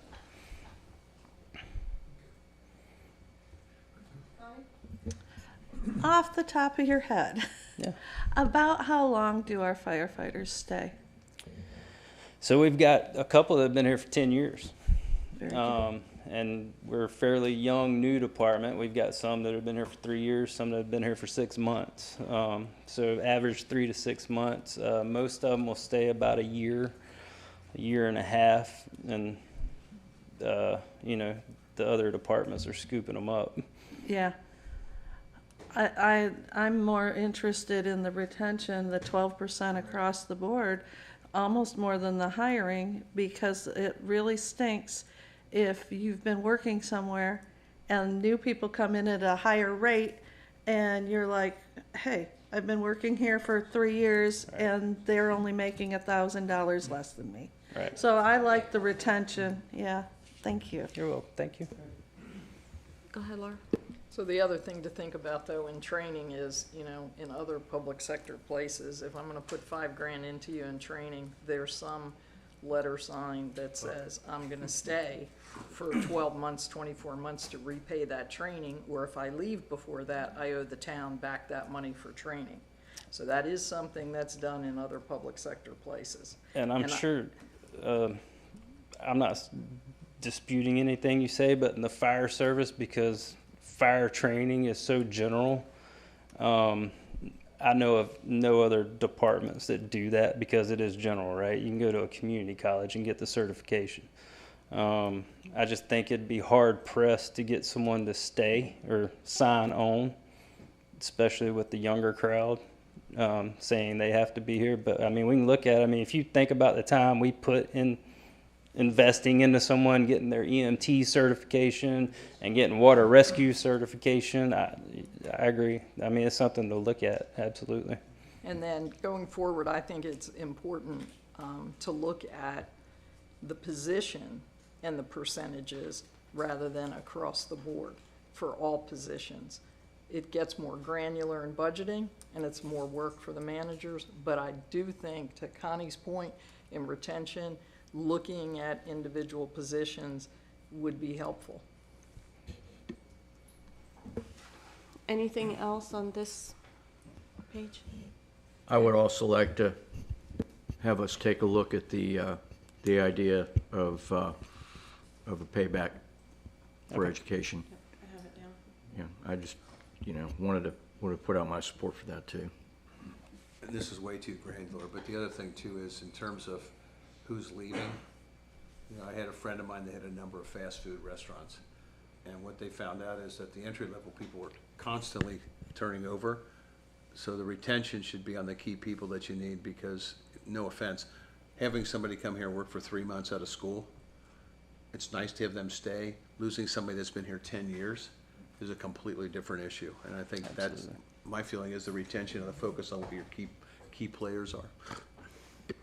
Okay. That's off the budget things, general comment. Chief, maybe you, to that point, we had someone actually leave and go somewhere else and then come back too, didn't we? Oh, yes, sir. He left, went to Kinston, and he's back now. Yeah. Oh, there's a little difference between location there. You like the water? He does Okay. like the water.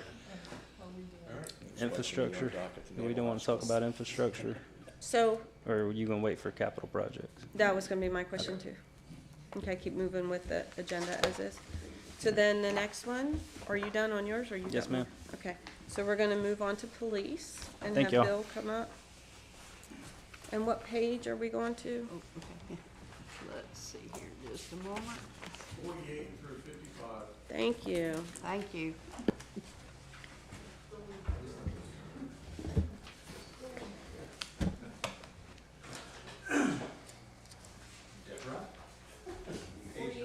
Oh, 48.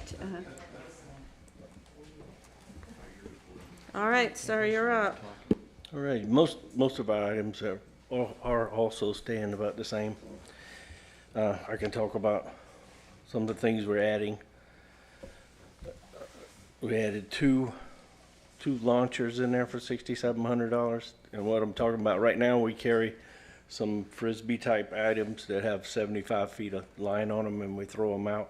That's not very far. These items, that's 2 of them for that price, and they fire a line out about 400 feet. What line is that, Bill? Rescue line? That's under non-capital outlay, 73. Okay, it is page 55 is the non-capital outlay account. If that's correct, Chief, non-capital outlay, is that the That's one it. you're in? Okay, that's on page 55.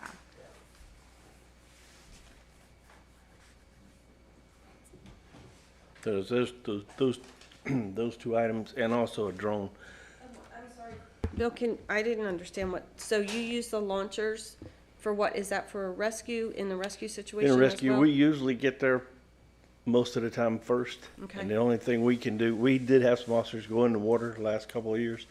That's pretty dangerous with most of your equipment, and we lost a lot of equipment. But, so we throw these Frisbees out and we try to get things started. So you can just see So what's I can, happening. right, Okay. and we do two things there.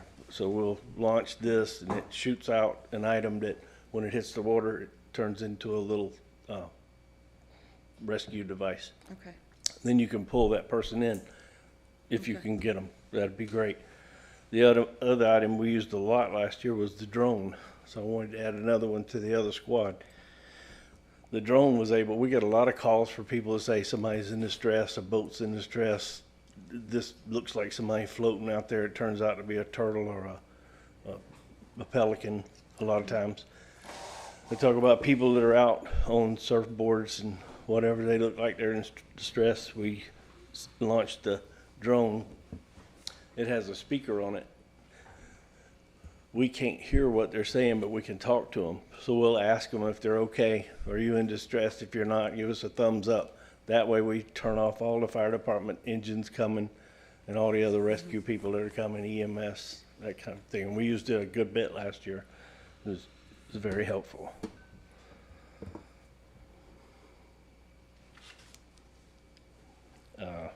We'll go ahead to And then just two trucks too, on that same page, you have two trucks? same page on capital outlay was 2 trucks for about $130,000 total. That's with the upfit.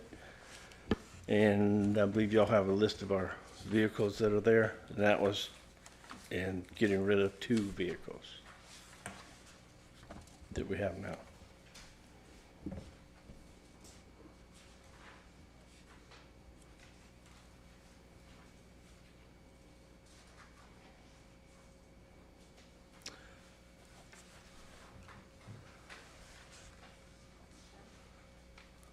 And other than that, we had the same issues with pay, and the 12%, the same thing I put in there was to try to keep the ones we're keeping. We can't keep up with the pay that everybody's doing now. I believe I put it in there and you can see the sheriff's office just went to $60,000 to hire a deputy. Can't do it. We treat people very well here. We give them a lot of training. You give us good equipment. Like I say, they like to be here, so we try to make it an atmosphere where they want to stay.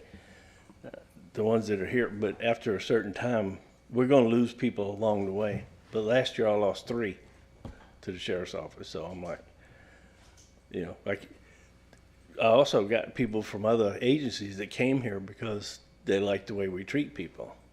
So there's a give and take there. But the ones that are here, I'd really like to keep. So a 12% across the board, and then which brings your hiring rate up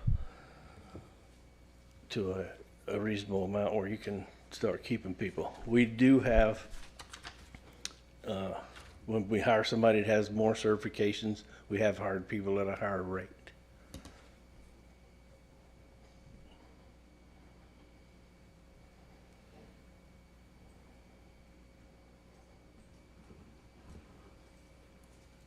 You ready for questions, or you got more you want to go through? I'm ready. You're ready. All right, I'm going to start with Connie. You have anything? Just something slight. I see that the beach patrol is the same as last year. And I thought last year they did very well, and I just didn't know if that needed to be increased or you're good the way it is. We did pretty well with that, and we have 3 people Yeah. slated to start now. 1 person's coming back that was on the last several years, and two new people. All right. Very That should good. be fine. Thank you. Mr. Benson, do you have anything? Just a general question, Chief. How many officers actually live in town? Do you know offhand? Live in town, Live in North Topsail Beach? um, Or how many do live in North Topsail Beach? Maybe that's an easy. I had 1 and he left. I don't have any now that live in town. I have 1 that lives just across the bridge in those apartments. So most are out of town. Most of them live between here and parts near Jacksonville, that area. I think Holly that's Ridge. probably the case for most of our employees, not just Most of police. them, Yeah. most of them live out. Mayor Pro Tem? How many officers do we currently have? We have 13. We have one that we just hired, which brought us up to our 13. That person's in BLET at the point. Okay. So we hire them as a cadet and pay them at a lower rate, and then we'll start them, that person will start right as the summer start. So when that person graduates, we'll be full up? We We'll won't have any vacancies, right? We won't. Okay. I do have one slated to leave. Kevin Pulaski, he's getting married, marrying a doctor, and they're moving to Illinois. Okay, so you got no planned hires, you got one planned departure, any retirements planned for the next year? No retirements planned, and I am going through applications now for his position. How many vehicles do we have? We have, let me pull my vehicle page up so I don't tell you the wrong thing. 18 total, counting one Roxor. We have a spare K-9 car. We have actually another spare K-9 vehicle, and we picked up some very good part-time officers this year that are actually working a lot. Most of your part-time officers don't come in. One of those part-time officers just retired from the sheriff's office as a lieutenant that ran most of the dog program, Okay. and is coming here doing that also. So we've got 18 cars and 13 officers, so does that mean we have 5 spares? I don't count the Roxor in there. Okay. We have the LESO pickup, that little blue pickup, so don't count that one out. No. So we really have 18 vehicles that the police officers use and 3 spares. So we have 3 spares? Which counts 3 spares. Okay. We got 3 spares. Every officer has a take-home still, correct? Yes, sir. Okay. And they're all within the applicable range. We have a limit on how far they can drive to take home, We do. correct? We Okay. do. And everyone's under that? Everyone is following? Everyone follows Okay. that. All right.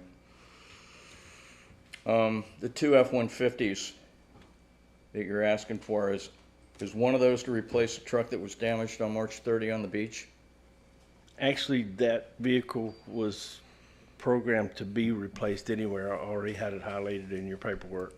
That's our oldest pickup that was in 2 vehicle accidents over its period of time of being here also.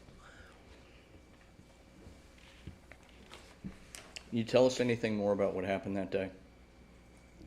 He, making a patrol on the beach, came down, started sinking. What you generally do is try to get up out of that on some hardpack. He wasn't able to, it sank and went down. And I will say, a couple of days before that, the county was in that same place in one of their vehicles, and they got stuck. The difference was, when the county got stuck with theirs, it wasn't a police vehicle, was it? For the beach run that was going on. The tide was actually going out. Our tide was coming in, and we couldn't get. We get stuck a couple times during the year. We have usually the fire truck will come out and help us. One of the fire vehicles, they have a winch on theirs. They'll pull us, get pulled out. Every once in a while, you get stuck. That one just went bad. Tried to get a 4-wheel drive wrecker down here to get it, couldn't. Had an individual come out and get actually the captain came out, got the loader and went out there, and the loader wouldn't pull it out. Why was he out there? Being a beach patrol, we patrol the beach every day. Okay. All right. I'll leave that one alone. You have $5,000 for firearms and ammo listed on one of these sheets. What firearms?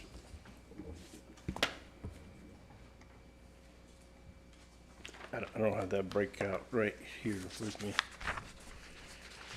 I was reviewing it last It's week. under employee training, you've got listed firearms and ammo. Is that what you're talking about, sir? Yes, ma'am. It's What actually, page is that? Oh, 52. I don't have that page. But I'm not buying any more I'm not buying any more firearms. We bought all the firearms. That'll be for ammo and training. Okay. So it's just labeled incorrectly then? Right. Take the firearms out, okay. I'm almost done, Bill. That's right. Ballistic grant expense, this is back on page 48. Line 10-510-37.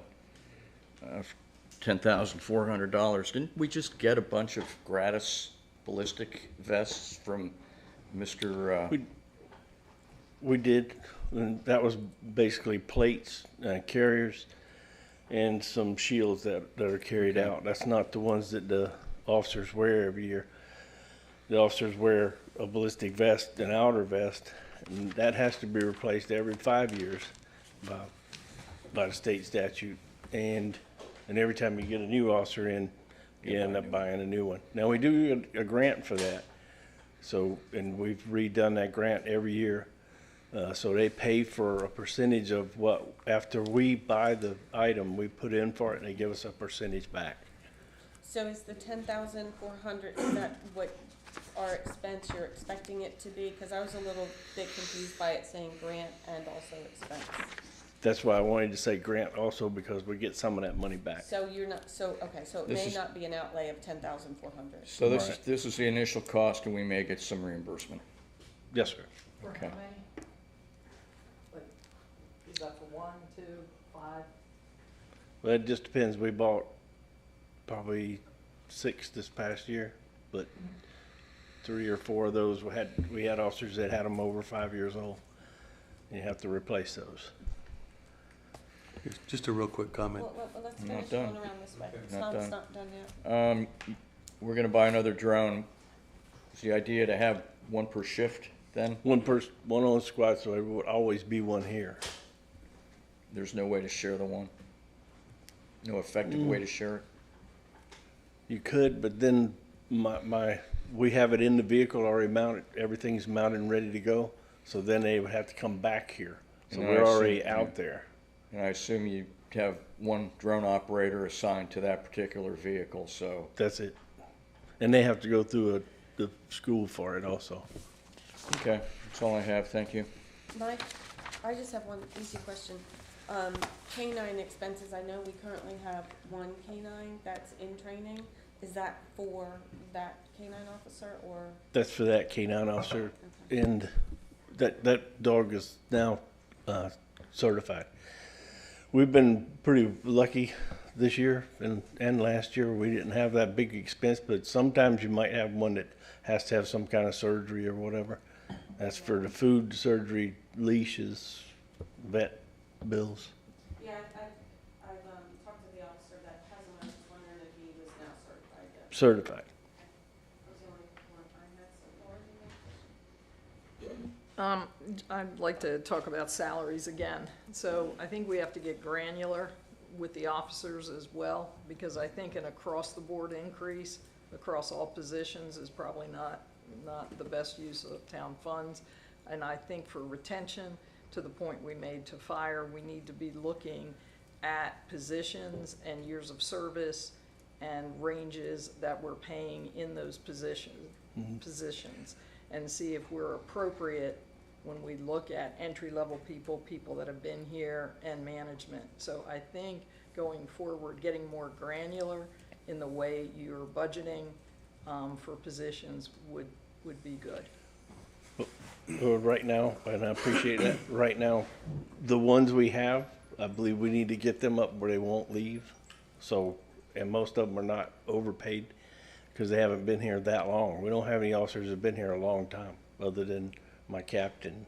The rest of them have rotated through. You see new people. So if you give them a raise, they're going to stay. We need to keep them here. Every time we hire somebody, there's a vest, there's all the training, the hiring expenses.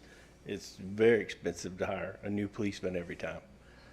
Correct. So, and that will bring the hiring rate up to I think it was 49,000 as a base rate coming in.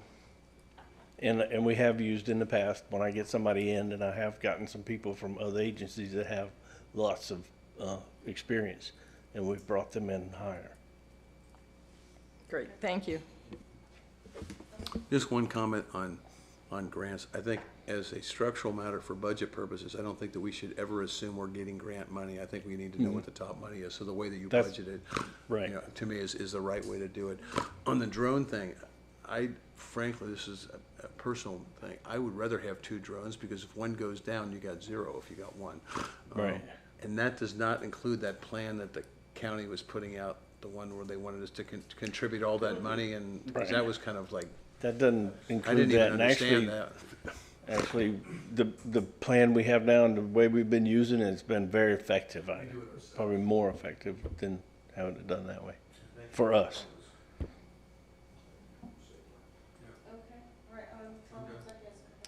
What approximately ballpark, what does it cost us to train a new hire? And get him vests and get him all that stuff? What are we looking at, 20? 20,000, 10, 15, 50? $5,000 at least. You're talking about Okay. the vest. Just sending somebody for a psychological exam is $750. And some of those people, you get it from another agency, you might be able to use theirs. If Okay. they're less than a year somewhere else, I gotta pay that again, because I gotta repay all that. Pants and shirts are almost $100 a piece. It's- Well, we have the Yeah, same weapons. weapons, but we have qualifications we have to go through. And then the training time. You're mostly up to like 8 weeks of training time before you put them out there by themselves. I think Tom's point, Yeah. it's cheaper to retain. Yeah, well. It's cheaper to and- retain somebody. And then what does it cost to send somebody through BLET? You know? It doesn't, the only way it costs us anything to send somebody through BLET is if we pay them as a cadet while they're there. Okay. And that's what most agencies have done. We started doing it a couple of years ago, so that you lock somebody down while they're already in BLET, and you get them, because everybody's hitting Contract hire that BLET, way. trying to hire all the ones out. So they're going through BLET on their own dime? Most of them do. Okay. But you'll find out now, and that used to be the way it was, but now you're finding that most of the agencies have locked them down, and they're paying them Or contract as hire a at that cadet point? also. One thing, back to the drone, and I'm completely supportive of it, you know, for all the reasons you've stated, and the backup thing. You know, when one goes down, you still have another one. Same question I had for the fire chief, though, about the jet ski. Is there any ability maybe for us to at least take a look at what grant-wise might potentially be available, or They is that won't just a fund- no-go? They won't fund drones at all, That's at all. Just like a groin. And back to Too the, much fun to play with, that's. back to the 12% thing, that's why I put in there that I excluded myself in there, because we got to keep these officers that we have now. We got a good group. They're very respectful people. They treat people well. They're out there giving people, the people really like the officers that are here. We need to try to keep them. Any additional questions for Chief? No? All right, thank you, sir. Appreciate it. All right, next we get to pick on Ricky, so I don't know who's gonna run the computer back there. I think Wendy should do it. Page 20. 20. That's what it'll start. And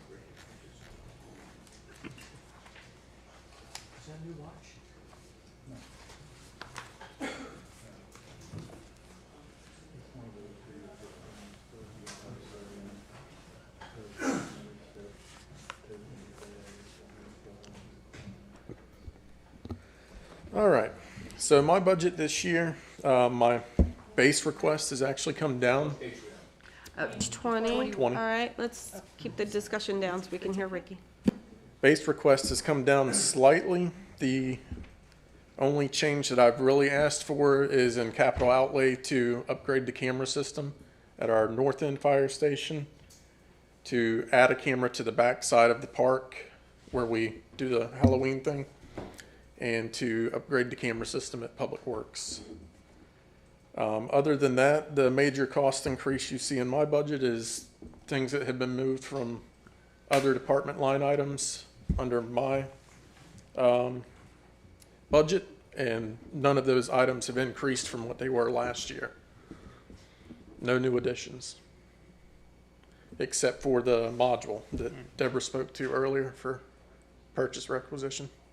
And that's in department supply expense? I believe that would be under dues and subscriptions. Correct. Yeah. Let's see. If they're curious, it's page 23. The volume of things are now consolidated underneath IT, so you can get a good idea of trying to make it more centralized and organized. Alice had a good vision, I think, to, you know, get that where Ricky has the expertise and keep up with it in one place. Basically, any software that's used by more than one department, we've consolidated under IT. Something that's used strictly by the fire department stays with the fire department. Yes. Any questions? All right, so how many cell phone vendors do we have now? We have two, so we've split between AT&T's FirstNet and Verizon's Frontline, just so we have some continuity there in case one goes down, we have another. So we're split. Emergency services is using AT&T, admin, public works is using Verizon. Okay. And then under phones, that also includes our mobile hotspots for all the police department's cars. The cameras that we have in the parking lots and stuff, those are cellular based, so that includes those as well.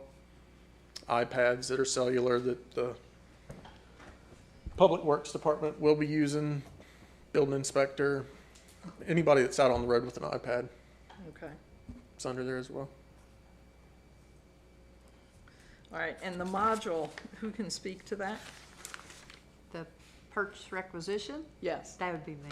Okay, so what software are we using for GL, AP, and AR right now? It's FMS, Southern Software is the company that you had for quite a while. And so to be seamless, we're looking at a module. They have quite a few, but that purchase requisition is one of them. The town just did not purchase.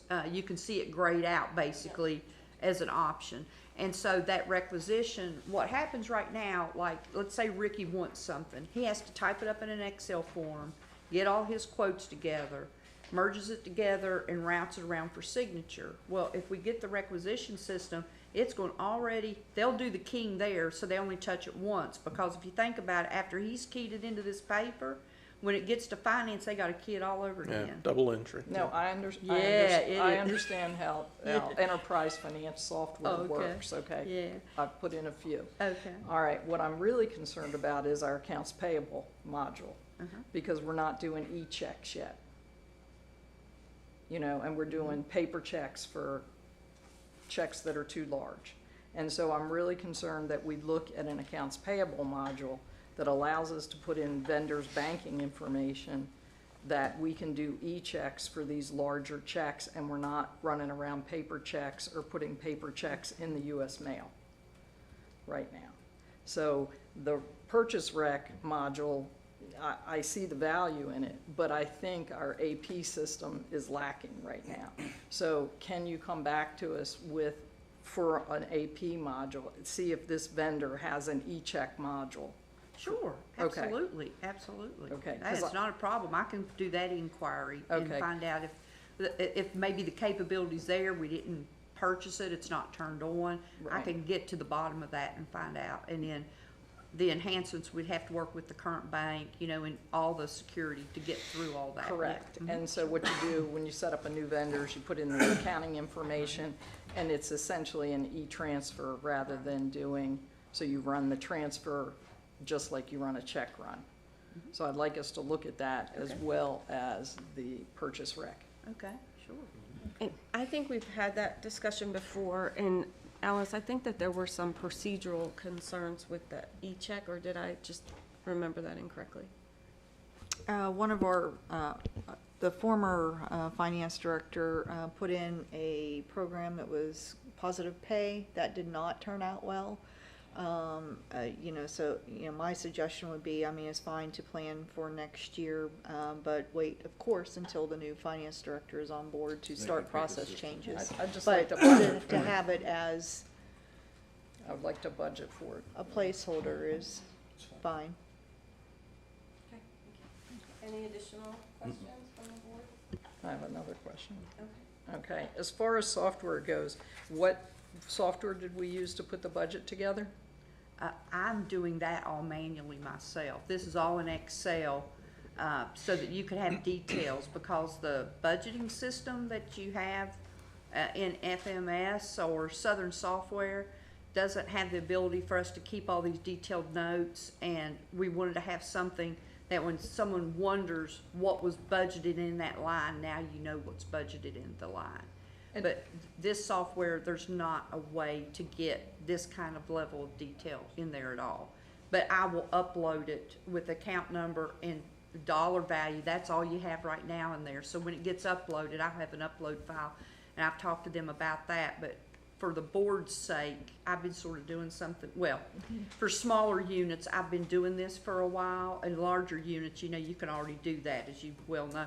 But for smaller units, we've sort of implemented this, so the board, and even for the staff and finance, when someone's, says that they need to purchase something, you can flip right to it and know if it was budgeted for and stuff like that. It just helps speed up approvals. No, this as is a well. pretty package. It's just, I wanted to know how we Oh, were it- producing it. It was just, it's a model I build over time and use when I go from client to client, so it's just, So it's- but you can have it. I've told Alice, anything that I use here, the town, of course, can have. I mean, it's, So my other question is, with FMS, are we on their latest version?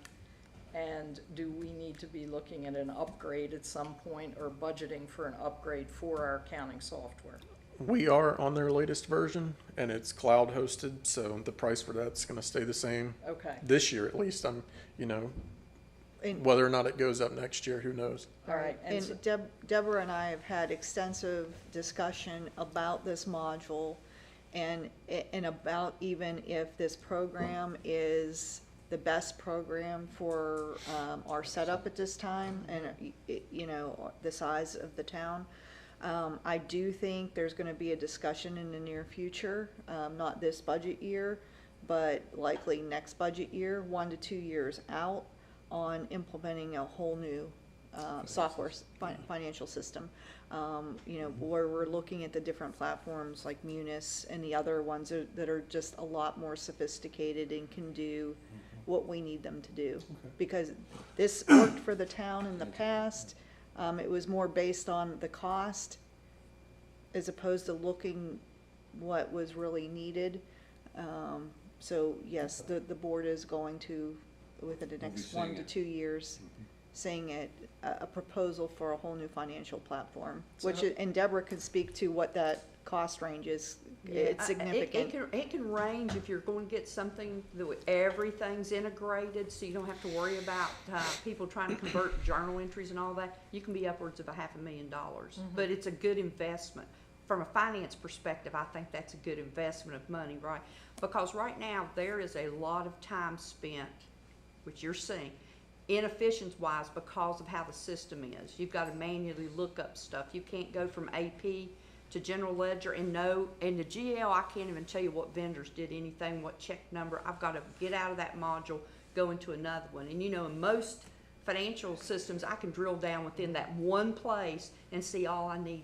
So there are so many inefficiencies with the current. And the other big issue, not to belabor it, I'm just a fan of having really good software, is right now, if you look at the chart of accounts, those account numbers aren't even consistent from department to department. So it's almost impossible to pull anything and say, this was all operations. I had to manually manipulate it, put it in Excel, and give you totals like I did today. So from that perspective, you're going to have old account, new account. If you've done it, you know what I'm talking about. Yes. I did 5 of those conversions. Yes. So if you can get that basic skeleton right, it makes all the difference in the world. We know this. Yes. And so I'm such a fan of that. And so I do believe the town can be way more efficient and quicker at some point when you can get some better software. But it will take some effort and a lot of work, to get transitioned. So over. if we know that expense is coming in a couple of years, I would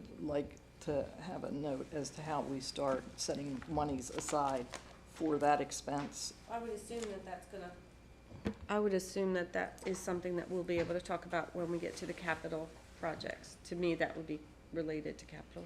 And not only that is, this goes back to what Deborah talked about before. We don't know how much it's gonna cost or anything else. You can't budget for something that you have no idea. If we've got contingency funds set up next year and we need to make a change in the budget, then we do that as a budget change and do a different ordinance once we've got more details. But I think what Alice said before is, let's get the finance person in first before we decide on a system. You don't wanna hire somebody and they go, oh my God, that's the worst system in the world. So, Ricky, is there anything else, or do you need, staffing wise, are you good? We're fine staffing wise. The only other thing I wanted to mention is that building security, 10-480-46, the 33.5, that's for the security cameras for the new fire station and the door access controls for the new fire station. I think that's gonna go under capital, right? It is. Okay. That, you're one of the departments, as well as buildings earlier, and fire has the cascade system. There's Right. 3 pots of money spread out that affected that new fire station, and their next agenda, I plan to do an ordinance to pull it out of those departments and get it over there in that capital Okay. project. I'm assuming you'd still manage the install and stuff, but Yes. it would just be over there so you don't lose it at June 30, because that's Yeah. what would happen. That's not right gonna be a yearly cost to us. So, one-time capital. Right. Thanks. So Rick, do you have any questions? I just had one. Ricky, you mentioned some new cameras at the park and at Public Works, and the North End Fire Station. Are we good on security cameras then elsewhere? We are here this past year, and the budget for the past year, we did here. We did the town park. We're just gonna add one more camera to the town park. Okay, And then the cameras that we're upgrading at the other 2 locations are to get everything under one unified system, okay. which is the new system that we have now, but yes, we're good. So at Public Works, do we have one out the front now and one out the Yes, back? ma'am. Okay. Okay, that was the only question I had. Do you have any? I don't have anything. Alderman, no? No. Okay, thank you, Ricky. Thank you.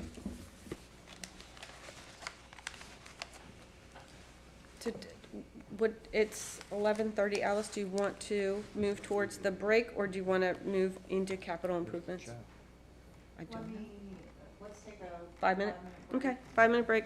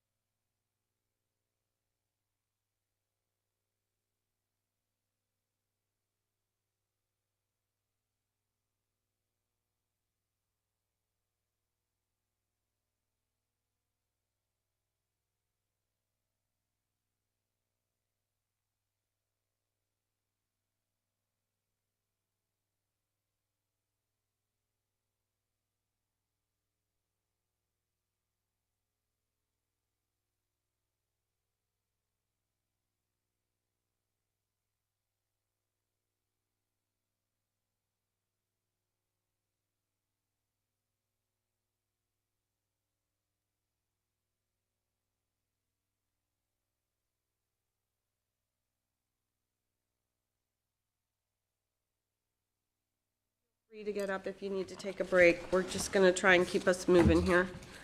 I'm on the agenda right now.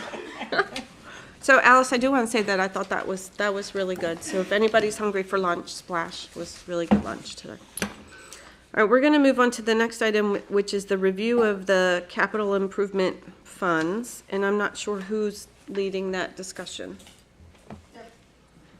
Deborah's going to start off. I believe that takes us down to page 2 of 7. On the other, different thing? Yeah, it'll be CP. It'll be the very end of the general fund. Deborah. I know. What page now? 2 of 7 CP, it's right at the back, it's the very back. Go to the back of your pack. Mine did too. Mine didn't. It's the back of the pack. Shoreline's in the Fund budget. 30. You need to be the page numbers that start with C as in Charlie, P as in Peter. Or Connie Paletto, Oh, I got it. just in case. So 5 of, so which page of 7? 2 of 2. 7. Okay, I'm ready. Okay.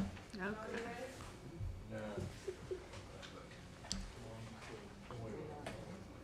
Ricky has it up on the screen if you need to look at the screen to reference. Okay. That makes too much So sense. the general fund was 88 pages, so once you get by the 88 pages, the next is the CP funds Okay. for capital improvement. Mayor This is Pro Tem page said 2. he'll catch up. So we can get started. And so basically, I'd prefer to start on 2 of 7, if that's what you have up there. I think it Okay. does. Okay, great. So there's 3 revenue types that is used in Fund 12, and very infrequently do you appropriate fund balance unless you're funding a project. And you did and excuse me, I have a mint. I apologize in advance for that. So in the current year, you had $1 million appropriated in that fund. But the main 2 that are ongoing is your ad valorem and your Onslow County fire tax that go into that fund. And basically with ad valorem, the county gives us the information on the levy by statute. You can't manipulate that. So whatever they give you based on your ad valorem, the only way you can change it is changing your tax rate, and it would drive your revenue. And then you can't budget more than your tax collection rate. So we're using 96%. I've seen in that they can run as high as 98%, but conservatively we have 96 in there right now. So we're not over the limit that statutorily you cannot do. And in the county fire tax, it's pretty stable. It doesn't change that much, but I looked at what had been received actual to date and made that small adjustment there in the fire tax. So that's the only 2 revenues we're looking at for the 1.6 million. So on the next page, on page 3. Can I ask a question before you get off the Sure. revenues? Sure. And I don't remember this, I think we talked about it yesterday, Rick, so the revenue that's coming in for the fire station, we talked about moving into a separate fund for the fire station at some point. Will that still stay here, or does that follow the fire station? This money will stay right here, and I'll explain why here in just a moment. Thank you. Yeah, sure. Well, So, but hang on, Deb. But I think the key though is, we are not allocating this at this level to a specific project yet. For example, we're not saying that the fire tax is going to go to the fire station. We're just saying it's in this budget. It has correct, to but be you'll used see- for you'll fire see, services. Yeah, that's fine, but I'm saying it's not a specific for this fire truck or this whatever, it's for fire services generally. Go ahead. So on the very next page, I'm making a Capital reserve change fund. because you have Fund 50 set up where the fire station's under construction right now. So it is funded in its own fund. However, when it was adopted, debt service was put in a capital project fund, and it shouldn't have been. It should have been in this fund where you have the fire tax coming in. So the current year, I'll have that's part of that budget amendment. It'll impact this fund, the general fund, and Fund 50, which is the fire station. I want to get that debt out of 50 and get it moved over here in the current year. So all your debt going forward for that fire trucks, fire stations, whatever, would show up in this particular fund. So that's, and so for comparison, I already have it looking like it's been moved, but I've got it in quotes. It'll be moved from, just so it makes sense, a more comparative than just talking about it, and you really wouldn't know what the net difference was. The Jones Onslow EMC loan that you had for the fire truck, the first debt service payment happens in April. And so you don't have to make any payments until April of 26. And so I've just, when we get to the detail pages, you can see how I've come up with that. And here we're getting into a set aside for a fire truck that happened in this year. And then what's going to happen, because it's an annually appropriated fund, it's just going to drop into fund balance because it's unspent. And I know you wanted to talk about doing that different. So if you are going to earmark money for a fire truck, it needs to be in a fund that's multi-year so it stays there with it. Does that make sense? And I'm sorry, you're talking for the acquisition of a fire truck. right.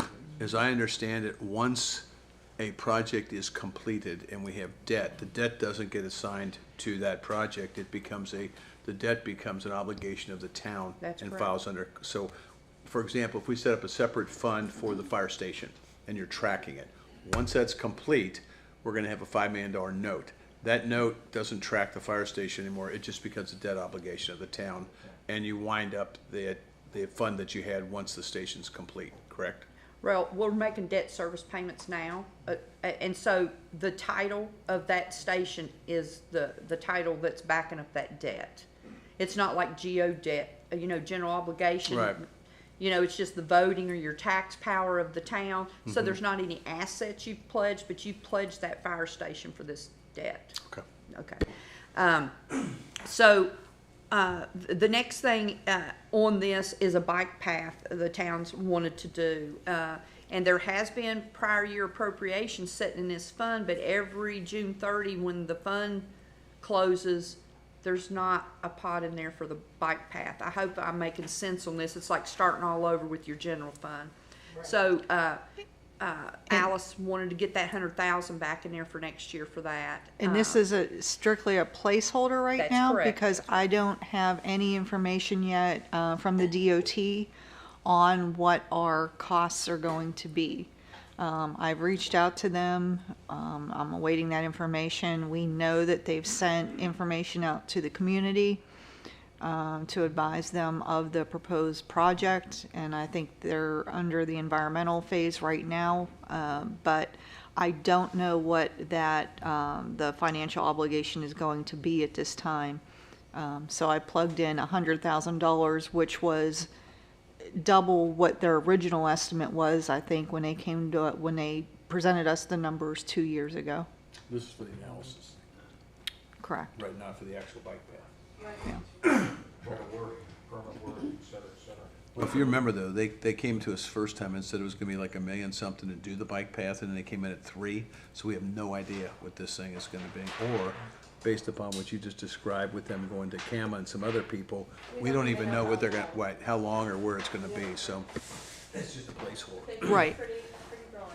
Because, it was a desire of the board, it's been the desire of the board the last couple years to Improve safety. to improve safety and extend the bike lane. So this is just a placeholder to allow you to keep moving forward. Yep, and it needs to be there. Yep. Do you want me to finish with those, or do you want to talk? Well, in past years, and maybe we just don't need it yet because we haven't, quite a few projects going on right now. But what about any type of land acquisition for an EOC?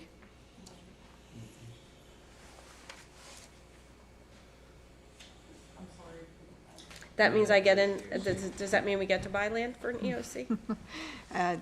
Well, that's up to the board if you want to keep that as a priority. That's something that you all need to give feedback on. I personally, I know we can't do everything in 1 year, but if we could at least be on the lookout for land acquisition for one, as, you know, as we continue to do. I think we should have a placeholder for it.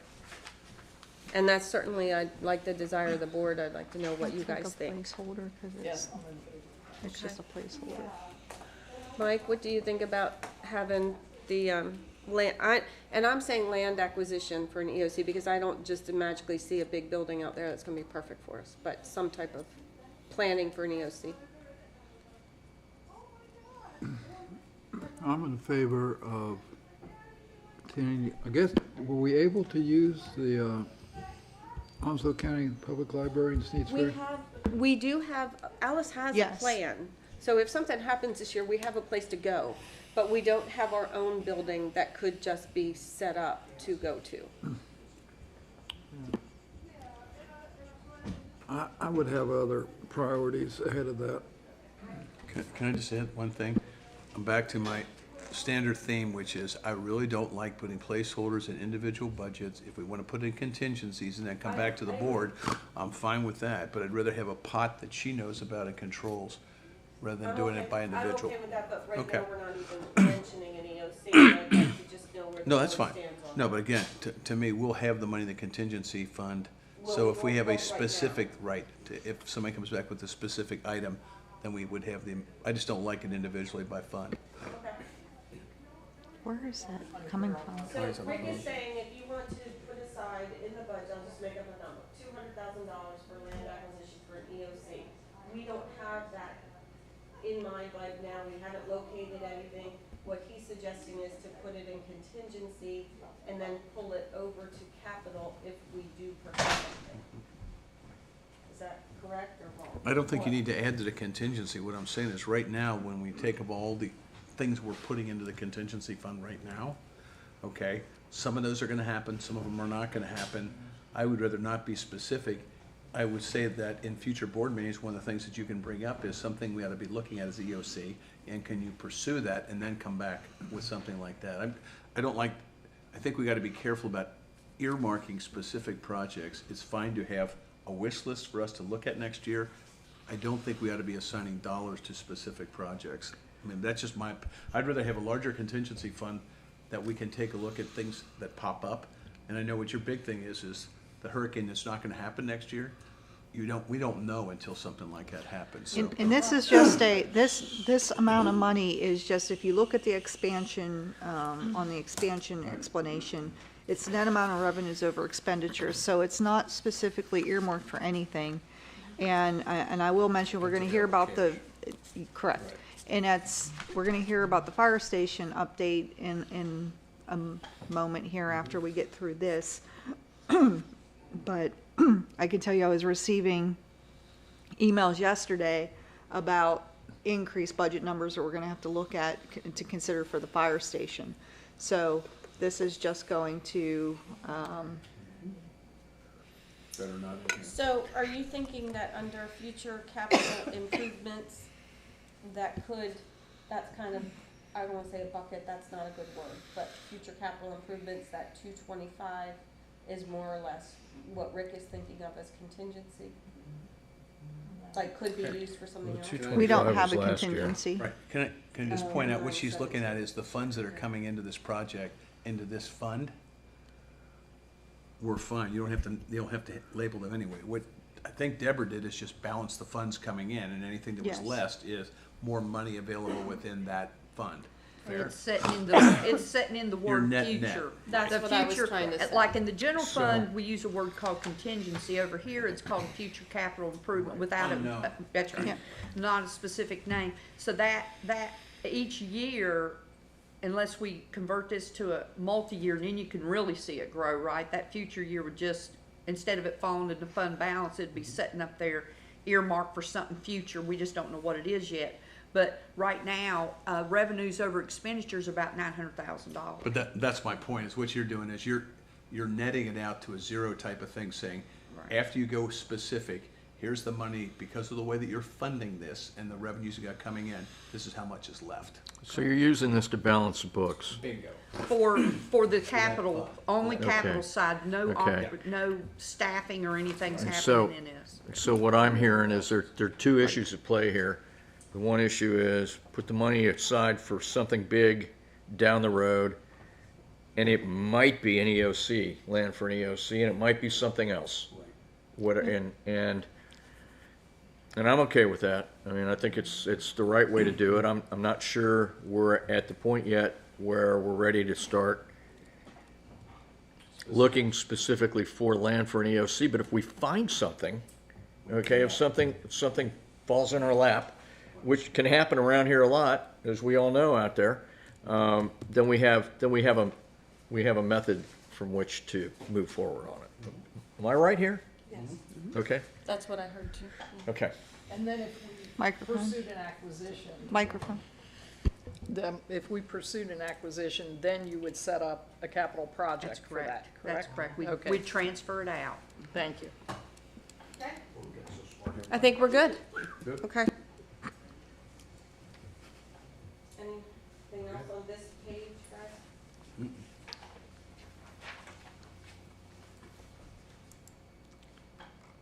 And the rest of the pages are just the details. It show where you can see the debt, who we're paying it to. You know, that's basically it, where it was summarized before. And that's really it for the, that Fund 12 Capital Improvement Fund.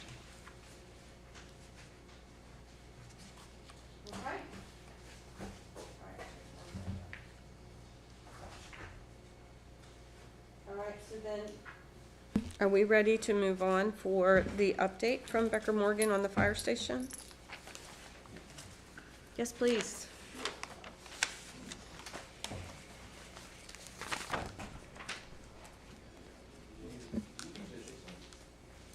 Hi, I'm Bryce Reed, Becker Morgan Group. Ricky, if you zoom into just that, like that top bar, and then scroll to the right, actually, will make the most sense. Yeah, I'm Ernie Olds, Principal Architect with Becker Morgan. Really appreciate your time today. And Bryce is our architect PM. He's going to kind of take you through kind of where we are. I'm happy to answer any questions that we have, and we'll leave it open then. Go ahead. And Ricky, if you scroll just slightly more, we're looking at that June 25 item at the top there. That's perfect. Thank you. So what we have up here is the schedule of the overall project. The most important kind of milestones that we're trying to track and hit right now are the dry-in time, and that means a roof is on there, the exterior is cladded and enclosed, so we're protected from the environment, and then interior work is taking process. So looking at this, the latest update from Brawley, our contractor, is showing a roof dry-in date of June, and then a completion of the glass close-in towards the end of June, early July. After a previous meeting that we had a couple weeks ago, they updated that to push it to July, because we'd asked, we really need a reasonable timeline. That's hurricane season. We really want to know where we're going to be. That's vital to understand. The next date on there, you'll see contract substantial completion, and that is tracked right now at the end of October. The latest verbal update we've received on this is it's... Oh, Ricky, can you squeeze that in? I think we're missing the first column. See which one I'm talking about, but there you go. Okay. Got it. So then, yeah, so at the end of October, there's contract substantial completion. Substantial completion means almost everything is done. We can see the end. We're getting the last finishes kind of put together on the inside. Some of the exterior, a few plantings maybe are going in. But at that point, we know there's, maybe a couple months of like finishing things, the contract, like closing out documents kind of happen at that point. So that's, the tough things to kind of absorb right now is those current dates, the July close-in, and the substantial completion now being pushed to November. So for the board's background though, so I understand the dates that you have up there, and I appreciate that we have an updated schedule to look at, but what were we shooting for? Yes. So how far behind are we? I was going to take...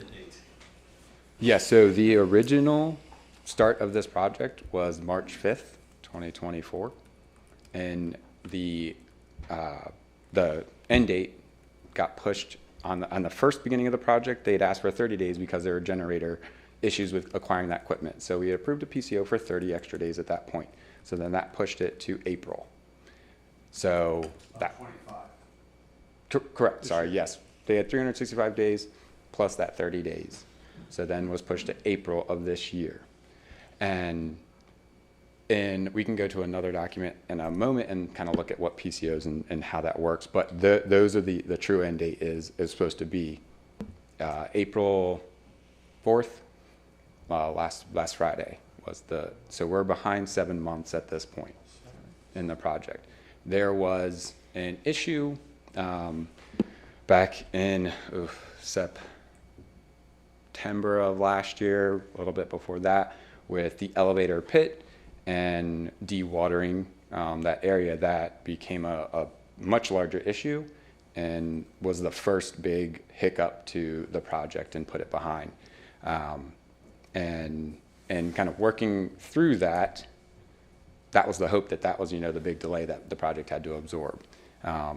We're currently, and then once we got an update in January, it was pushed to October was the end date, and we've been working through trying to get things moving, and there's been clearly some issues that have not progressed it fast enough to kind of keep where it needs to be. So we're at a 7-month delay is the true issue right now. And you haven't told us why. You've told us about the elevator business, and you haven't really told us why we're 7 months delayed. I want some answers, specific answers, please.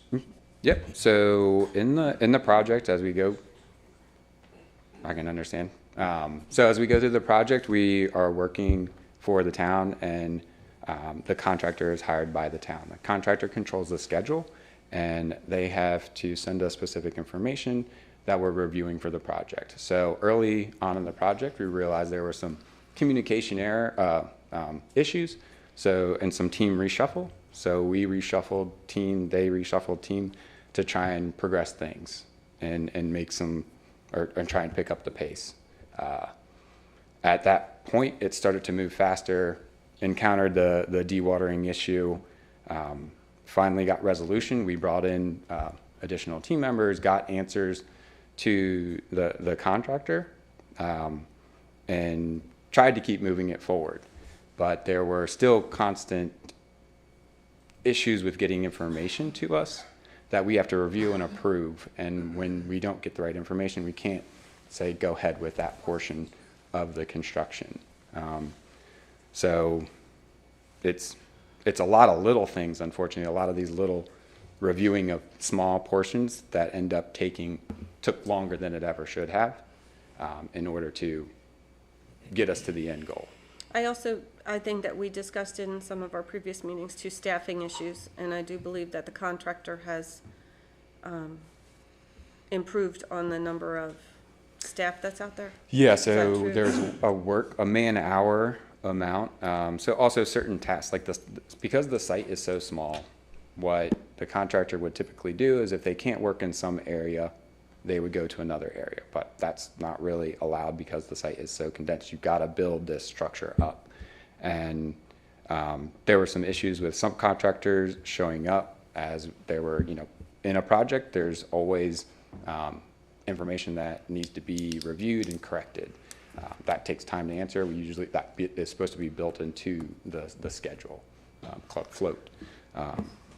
Yeah, I would chime in particular to your question, Mr. Leonard. The critical path that Bryce is talking about is the thing that they have to be working on right now, right then. It was not completely staffed through all of that time. Chief Soward is certainly able to speak to how often he went by and found, a work person there, 2 or 3, not 14 or 15. So they've had issues with putting staff on the job. The contractor is the one responsible for the schedule, and it's supposed to be telling us, here's how we're going to make up for that. It's been difficult to get them to do anything more than kind of one step at a time, and that's the frustration of that one critical path is sort of dragging everything out. And we've had conversations with the contractor about what can we do, can we help you, can we make it faster for you, And we've tried to emphasize, I think we all met the other day, and they said we're gonna try to make sure we keep the subs on there. But we've had a lot of occasions where the subs have just not been there.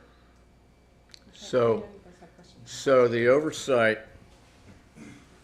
contractor's contracted to obviously build the building.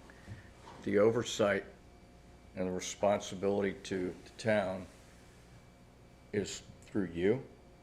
Not exactly, sir. Our Because that's what I'm trying to responsibility- find out here, because what I just saw you do was point the finger at the contractor, okay? Yeah, And I'm taking a real hard-nosed view with this, because we're 7 months late, and look, I built a house out here. Sure. I know what it's like, all right? It was 20 years ago, but it was the same thing. And I'm trying to get to the root of what do we gotta do to get this damn thing back on track, because this isn't good enough. Sure, we Okay? share your frustration. 7 months And we is agree. not good enough. Yeah, and we agree. So Again, what are you gonna do about it? there's only so much that we can do about it, and that's where I think we really need the contractor's commitment on that. They control the schedule, they hire those people. We can tell you whether or not the job is following along with the plans and specs. We can pester and we can bug, but we don't have any leverage other than what the contractor says they can do for us. It's just not, the contract isn't set up like that. We're not in charge of what they do. And I understand that's frustrating, I understand that's unfortunate. It's unacceptable is what it is. But you do serve as project manager. We serve as oversight. We try to make sure the process moves quickly. We try to respond quickly to their questions and their issues. But when it comes to how they decide to process the job, who goes when, how many people, when they order materials, when they submit information to us, that's all up to them. And we can't make that happen any faster than to get frustrated with them and say, please, can you help us out? What's your level of oversight on the project, on the job site? I mean, do you have somebody that goes down there and checks it once a week, every other day, once a month, or you just expect them to tell you what they're doing? And if you can't get a hold of them, you can't get a hold of them. I'm really trying to drill down here to find out what the hell went wrong, okay? And that's where I'm at. And Sure. until we get those answers, I'm gonna keep asking these questions, okay? Sure. Yeah, our contract calls us to go by on what we call a regular basis. That's working out to about every couple of weeks that we stop by. We're not part of the daily review process. You don't have a clerk of the works, you don't have a project manager for the town who sits there daily. So twice a month. Twice a Every month, couple and of weeks. that's typical. But- And yeah. I've done 40 fire stations. I've never had one that has taken this long to put together or has progressed at this rate.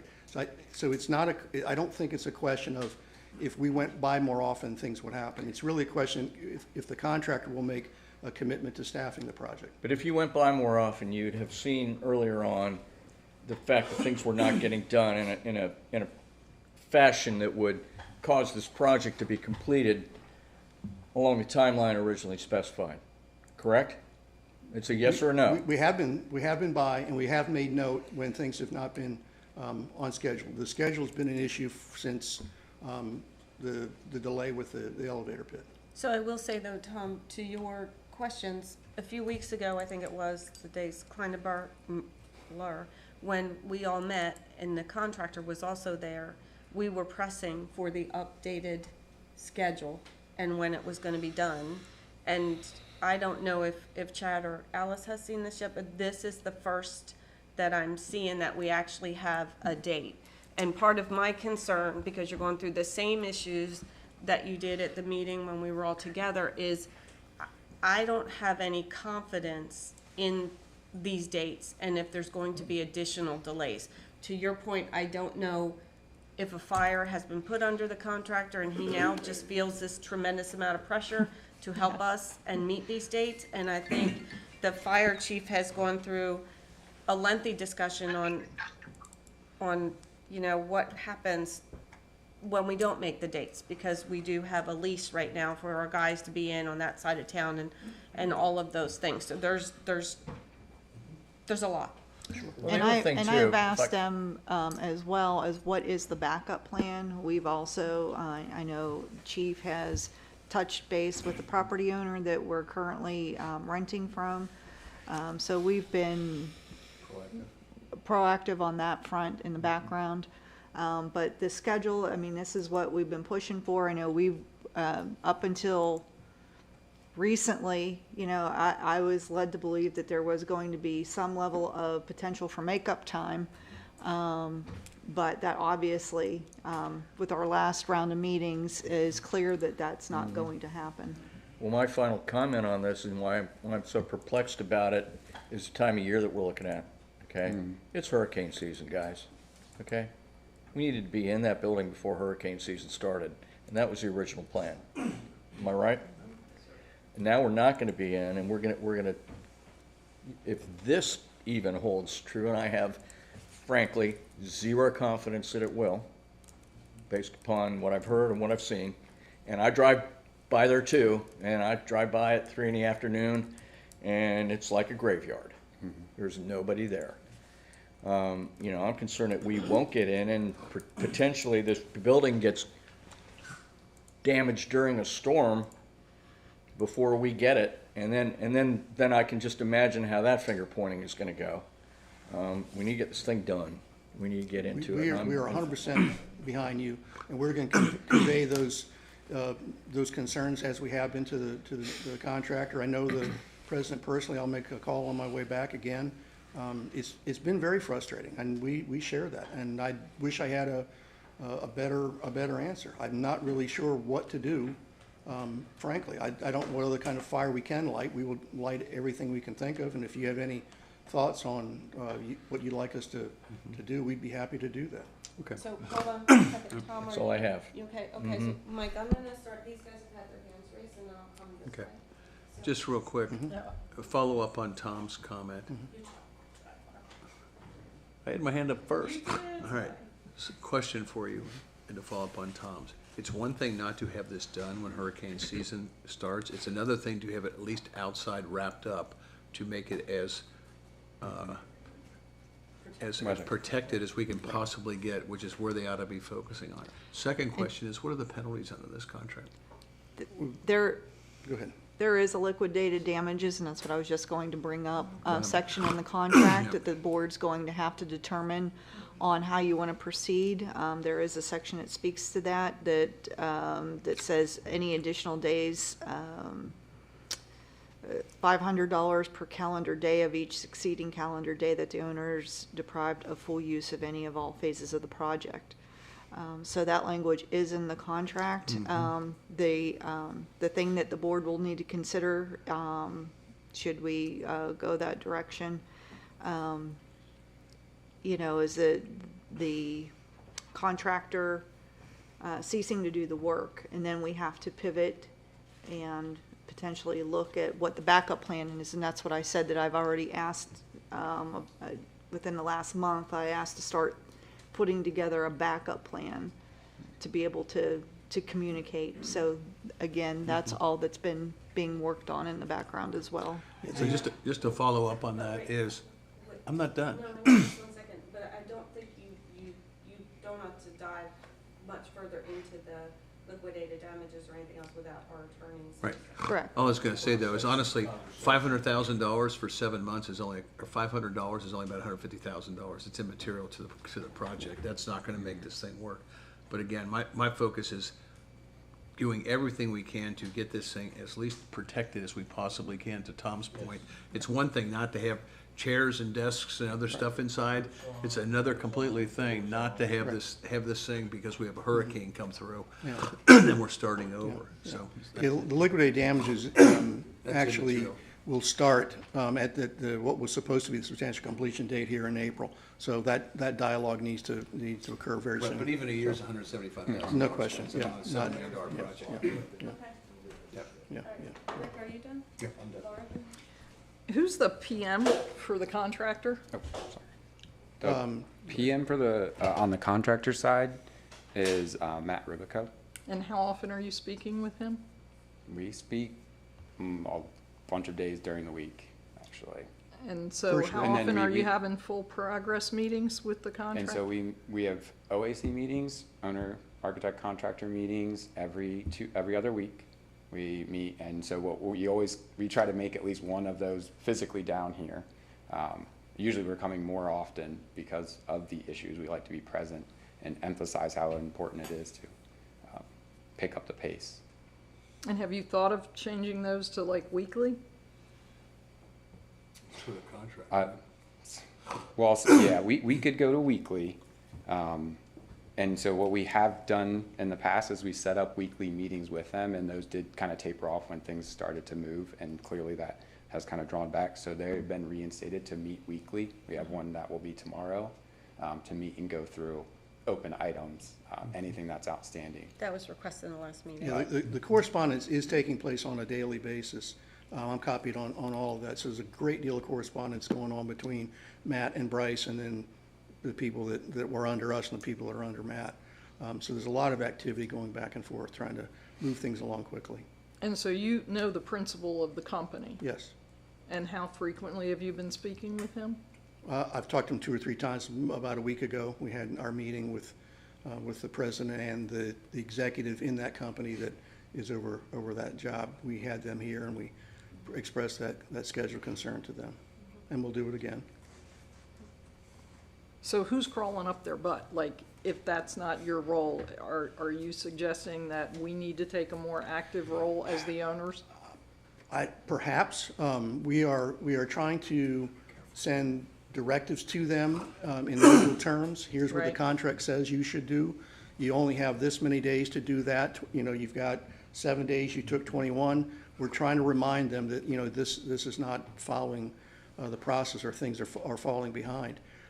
So you are taking on that role We as are kind of taking on that watchdog. role. I would welcome anybody on the Board of Aldermen that would like to have a conversation with them, if you want to do that. But No. we're trying to be clear with them that this is a big deal, and it's affecting a lot of people. Nobody gets out of a job like this feeling good about it, and I So would hope is- that they take it more seriously. Is the principal showing up to any of the progress meetings? No, the project executive is the guy, Luckadoo, that's more involved than the guy that owns the company.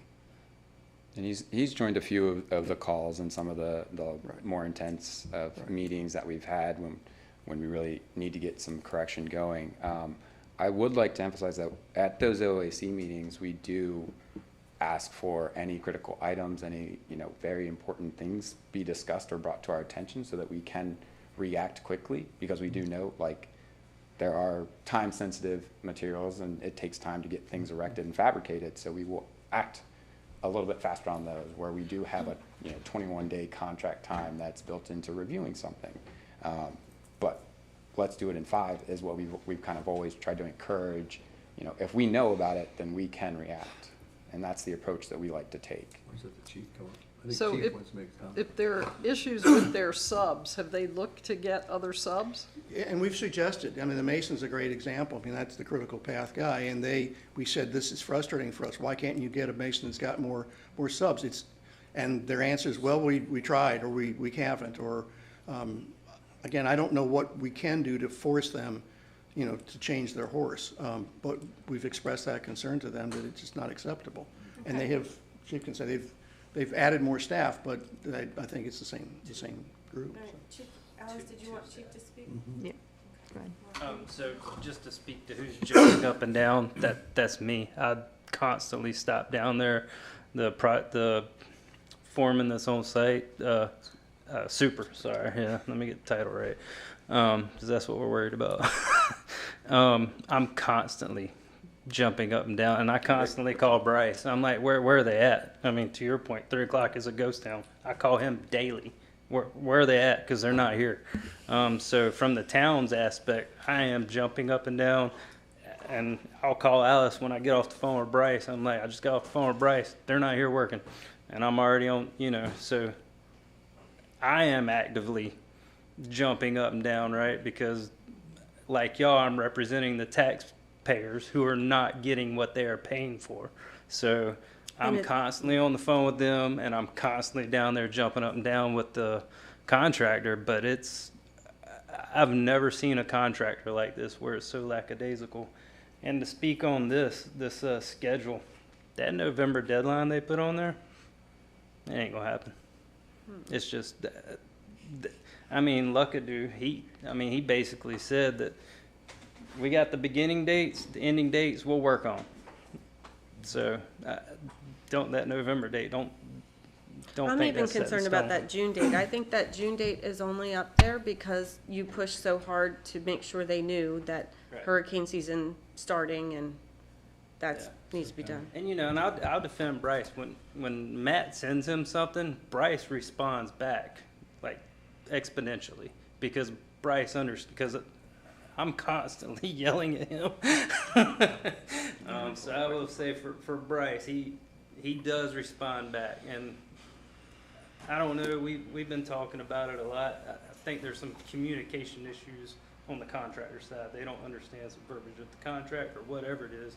Like you've been sitting in the last one, there's some communication issues, and I'm going tomorrow. And a lack of understanding on the meeting. contract. Right. I'm going tomorrow for their meeting again, so they can hear that we're not happy. This is not acceptable for a municipality to be 7 months behind when they're building a vet office up the road, and it's 3/4 of the way done. They just started 3 months ago. Yeah, and just like I said, just as you just stated for the board, just so the board knows, you've been extremely engaged. Alice has been extremely engaged. The issue with following the contract has come up multiple times. I've been in the last few meetings, and I do feel like from a town perspective, we are pushing. I think you're doing a good job pushing, you're doing a good job pushing. But I honestly have no confidence in the dates just because they're up there. I just don't. I haven't seen a fire under them. I don't think they feel bad that it's 7 months behind. I think that there's responsibility to be had on both sides of this, on you guys as well as on them. I understand that you're saying that you can't push them more, but I'm just disappointed, and that's what I said a couple weeks ago. Ricky, do we have a camera at the job site? We do. Okay, and we have footage daily? Well, I check it, because I have access to it, and I have access to their manpower that they say was there. A couple of times I've called Bryce to confirm that they had 0 manpower down because I had pulled the camera footage when they said they were there and there was no one there, so. Has all this been documented? It's logged on It's there, logged, so, yeah. And then you have so it's on their website. They have a Procore that we all have, we got chief access to it as well. Those are the daily report that has to show, what was completed, how many people were there, the trades that were there. So that is on there and has to be tracked the whole project. But yes, But I do, that's when I get the call. I've got, if Thank there's you. no one. Okay, I just want to ask if anybody else has any questions. Yes, sir. Go ahead.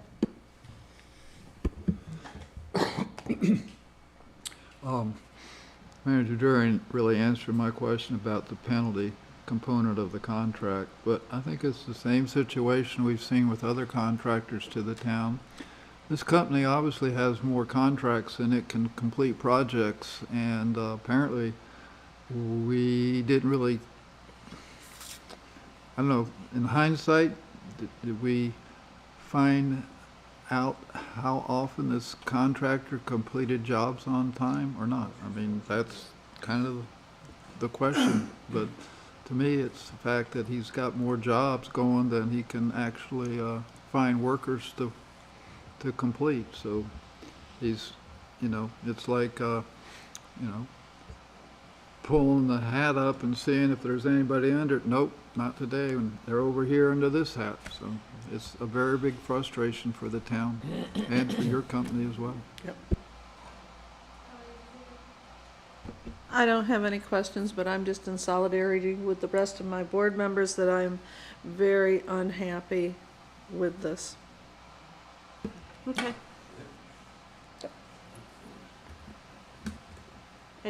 I think from a follow-up perspective, we'll continue to work through Alice and the chief on the next steps, and then we'll go from there.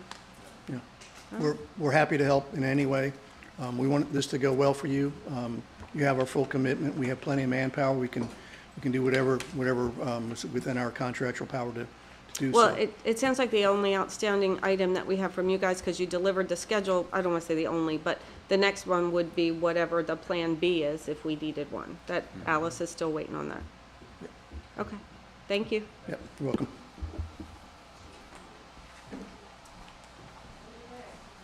So the next item is the review of the beach fund. Where are we? Who's doing that?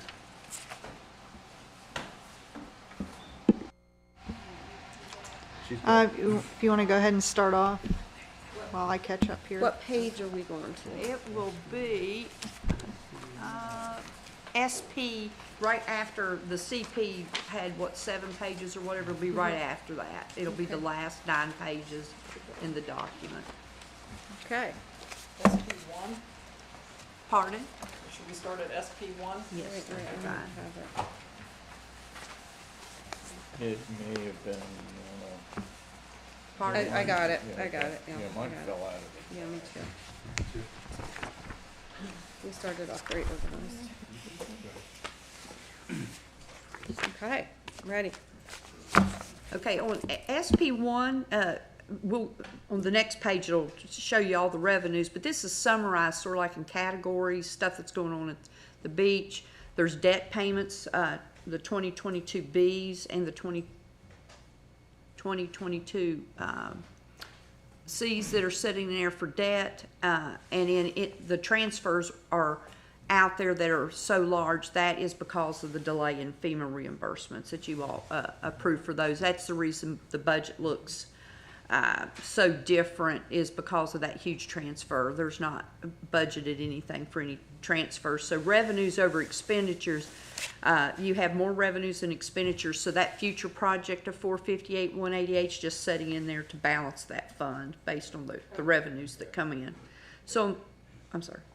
So on the next page, on page 2, is all the revenues that are budgeted in that fund. And the significant difference you can see here is that appropriated fund balance to make those transfers out. That doesn't exist anymore, but we have the accommodation tax there. I looked at how much had been received to date and the months that you'll continue to collect, and all I did was use the actual of what you collected the same months last year, no growth or anything on it, added it to come to that number.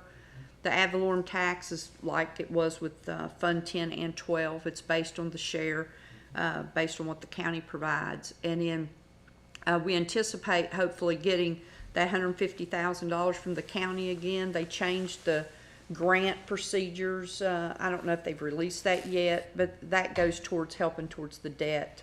That's what it was last year anyway.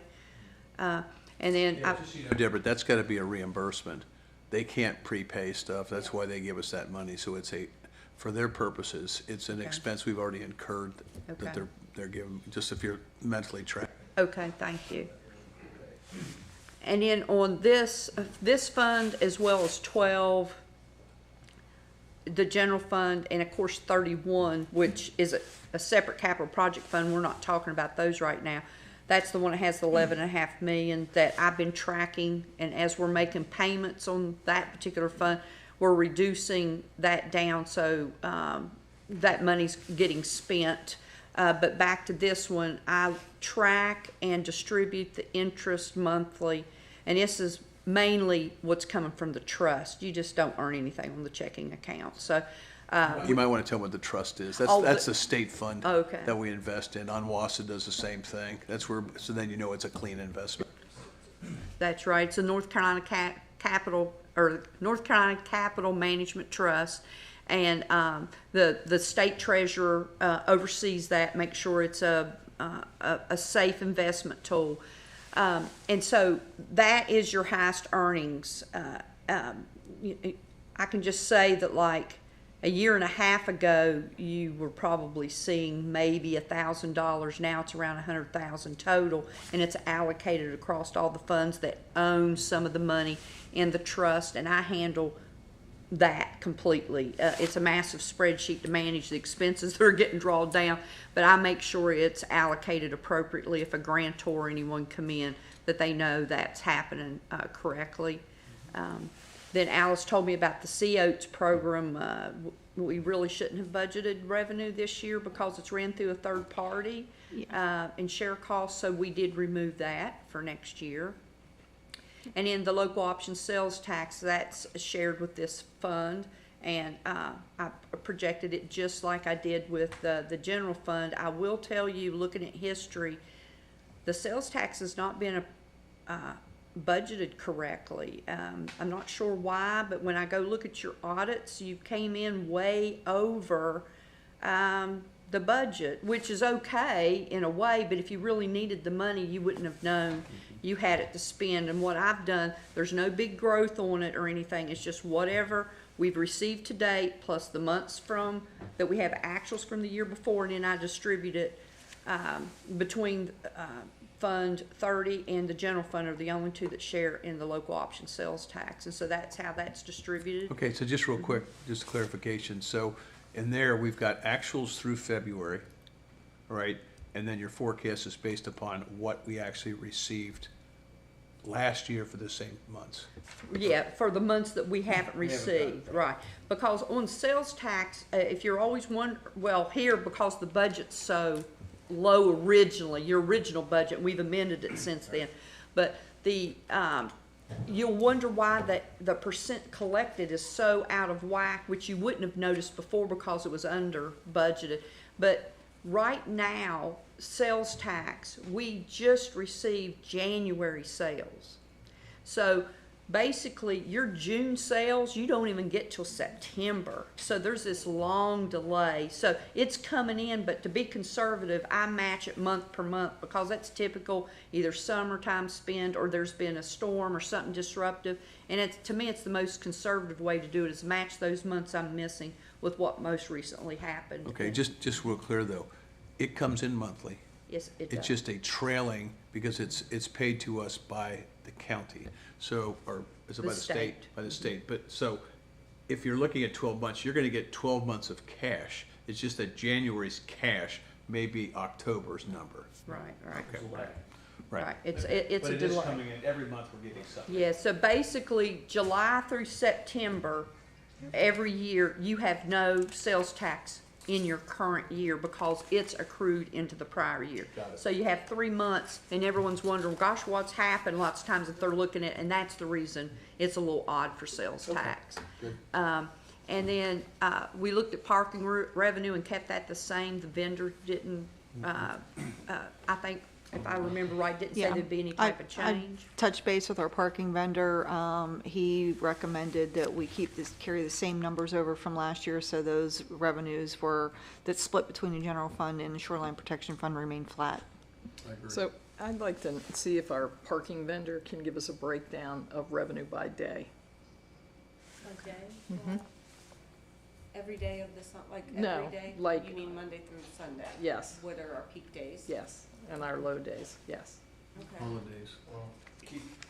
Keep in mind that it's not gonna account for people who've bought annual passes that are coming and going on days Oh, I because understand they that. bought the pass back in January. Right.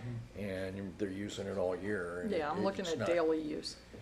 It's not gonna give you daily use though, is what I'm trying to say. I understand Okay. that those passes won't be part of that. Okay. Well, I'm curious as to, are you trying to think of, are you? Microphone. Changing up Microphone. Thank you. Are you trying to consider potentially charging more for the peak days like Friday, Saturday, Sunday than Monday through Wednesday? Or what are you gonna do with the data that's gonna be collected? No, I'm looking at a free day for the public if we have a really low day. Well, the only thing is with that is I don't see the point in doing that either because there are so many free Onslow County lots. They can still come for free any day that they want. I'm I'd just like asking. to see the data. Okay. Okay. And you're taking revenue away from the vendor. We do have a parking committee. So, Okay, go ahead. Joanne, Let's keep going. I'm sorry, Mike's up. Mike's got a let's move back up to accommodation tax and that revenue stream. Okay. For new members on the board, the state allows municipalities, counties to charge the 6% occupancy tax, and traditionally 3% goes to the county and 3% to the municipality. So The $2 million you're seeing there is 3% of the total accommodation tax that will be collected in North Topsail Beach. And my point is, it's time for the county to realize that the reason this town exists is for tourism and vacation rentals. And if we don't maintain the beach, those revenues and those property tax values are going to go down. So I'm proposing to put together a package to present to the county to explain to them that to nourish the beach, it costs about $1 million a mile. With 11 miles in town, that's $11 million a year to maintain all of our beaches. The county has about, in my guess, a half a mile of beach between the two parking areas. So that's $500,000 right there that they should be paying to help us maintain the beach in front of their free parking areas. So I guess what I'm saying is I'm collecting some data on tourism to build a package to make a plea to the county to I'm after him. increase their $150,000 grant to what it really should be. Can I address that? Just so you're aware, the 150,000, I can tell you the last time the request was significantly higher, but that's what we were awarded. I fundamentally disagree with what Mike just said, and here's why. I have looked at the numbers, and I would take you and take a look at the sales tax numbers that we are getting right now. We do not generate anywhere near that amount of sales tax. There is an allocation agreement apparently between the different municipalities in the county as to how we're going to allocate the accommodation tax and how we're going to allocate the sales tax. And I remember working with the town manager at the time, Sharon, and right now we are collecting a lot more in sales tax than we are giving up in accommodation tax. So if we open Pandora's box, I'm sure Jacksonville's going to come in and say, fine, you can have the 3%, but now your sales tax is going to go to almost nothing. Because look at, she's got on sales tax there, and Deborah, that's just the sales tax is 1.1 million. $2 million is a lot more than Microphone.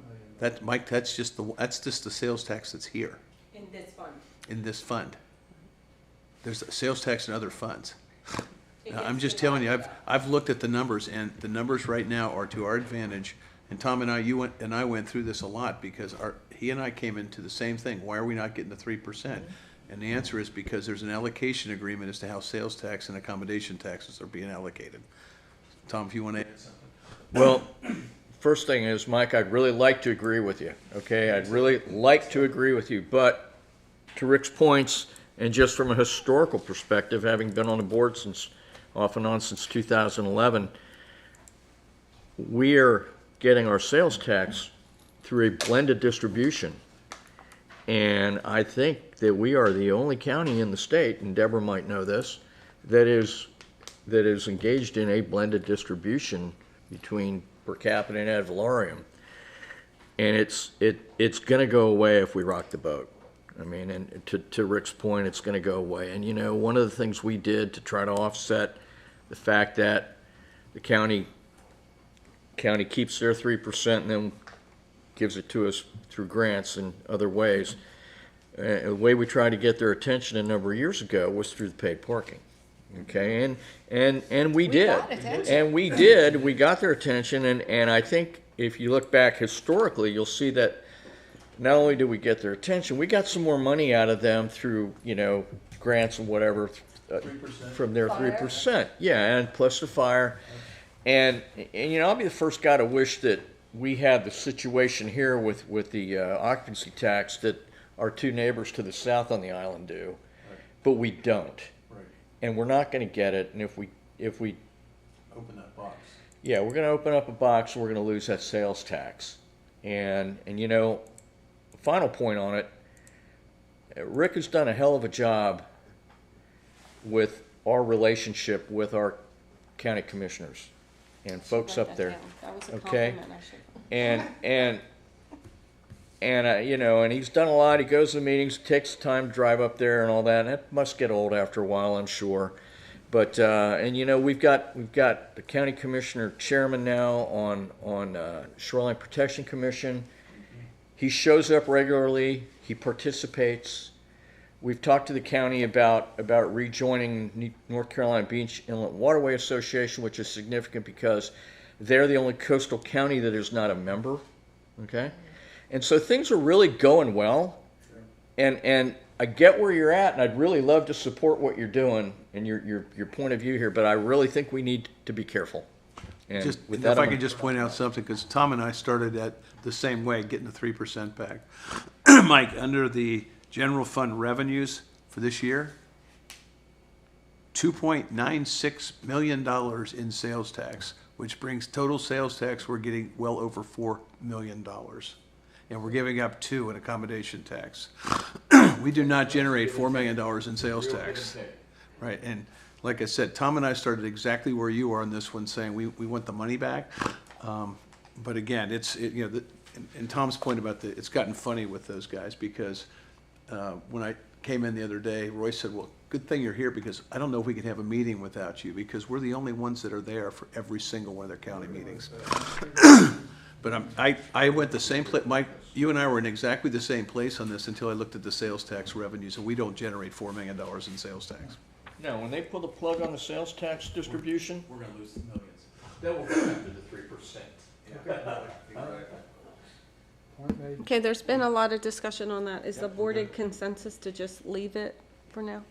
Okay. Point made. I agree, but I also wonder, if we are collecting all the accommodations tax that is being reported is all that's out there. But I have no idea how to make sure that people are actually, Well, I think and I'll go and then you could go. The only place I believe that we may have some risk is if somebody is renting outside of any platform. Because VRBO, Airbnb, the property management firms, they collect it all and they send it in. So it would just be if Connie did a personal lease to her friend, we would have no way of tracking that. Go ahead, Laura. However, the person that was running that program at the county left. And so now I've had people that I know that are doing Airbnb calling up there, and there's a temporary person sort of in that job, but that whole little program right now is not being well managed because they have a vacancy in that position. But so then that risk is at the county level, not the fact that the people didn't pay the taxes. Back to Connie's point, though, you go on Facebook and there's all kinds of pages of, rent from owner direct, Topsail Island Rentals, rent straight through the owner, eliminate the middleman and the pass-through fees. And one has to question whether those pass-through fees, I get that they're commissions and stuff like that, but is one of those pass-through fees or occupancy Well, I tax? have to say, I think that those folks, if they're not still using the platform, because even if I rent to somebody like that, Tom, I'm still using the platform. Because I personally don't want to do any of those things. I may reduce the rate so that they get a better deal, but the things are still being paid as they should. Perhaps. I'm not saying everybody does that. We used to, what we've done in the past is just send everybody a nice reminder letter that says, it is, because it's revenue, making sure we're getting all of our revenue. Right, but I'm saying to me, that's an we can talk to that at a board meeting. I'll put it as follow-up. My point is, We can't add money here. Right, we looked at this some time ago about Yeah. whether we hired somebody, remember, to make calls and get online and do all that kind of stuff, and then, so, it's trying to chase this dog down and find out if there's enough money in I'll it. just put it in follow-up. Absolutely. Okay, so anything else on this specific one? All right, wait, Laura, am I-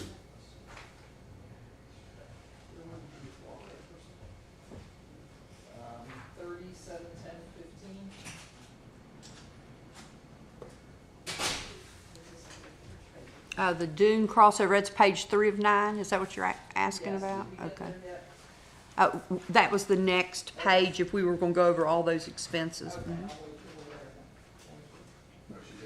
if you all wanted to. It sounded like you had heard enough on this fund. I'm not sure where we were going next. Well, we went through the revenues, I think. I think we vetted that pretty well. So, okay, yes, we'll go into the expenses now, which is page 3. Okay. Just starting from the top, the lease payments that you see, those are the leases for the beach parking lots that we have with the Jeffries. As you recall, we just went through a renewal for January 1. So that total amount now is $36,900.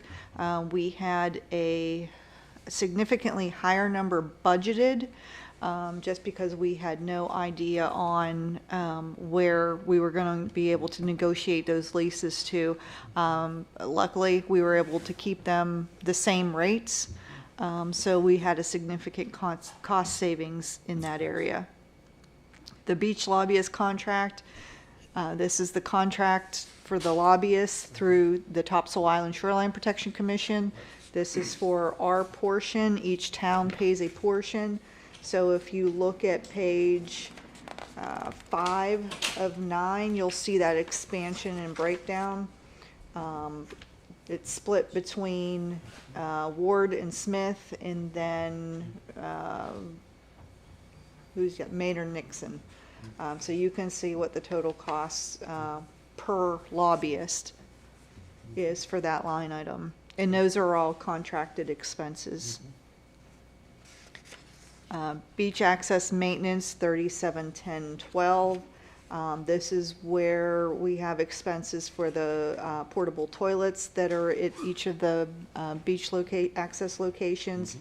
I have allocated money in there, $11,000 for beach mat maintenance fees.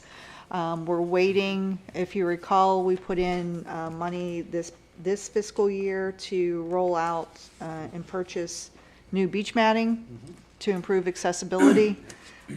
Those are still being currently housed at Public Works. We're waiting for the beach project to wrap up here at Jeffries so that we could, and all the vehicle equipment ceases, so we can get those deployed. So those will go out this spring soon, once the beach projects, like I said, wrap up.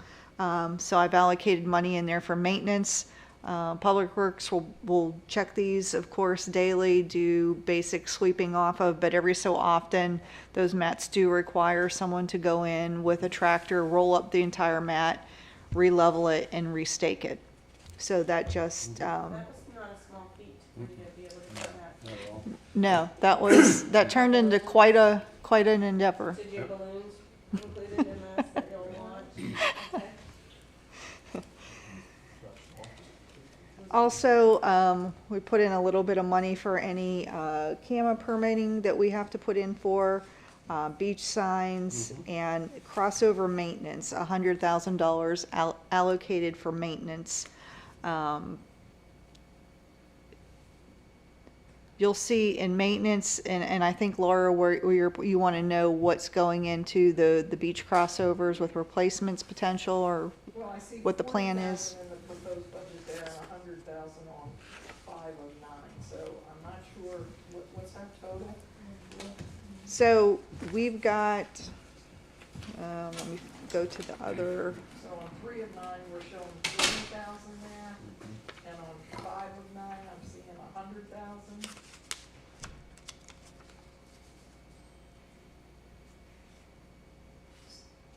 hold on, I'm on the wrong page.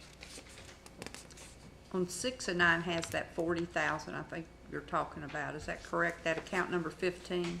Yeah. That's So the- on page 5 and 9 was crosswalk maintenance. Historically, there was no money set aside for crossover maintenance or rebuilds. So the last couple years, we've been making an effort to rebuild at least 2 of those, so that they're staged each year. So we've got, it's estimated $20,000 each for a rebuild, so we've got in there for two complete rebuilds, and that other line item is $100,000 for maintenance, which means Any other ones that needs additional steps added in, when there's two-step of a, it's not a complete rebuild, but it's maintenance. It's replacing boards, it's adding steps when you need them. It's when we have to go through repairs and then CAMA says, well, no, you need to change it to this and add a platform, make it more landward.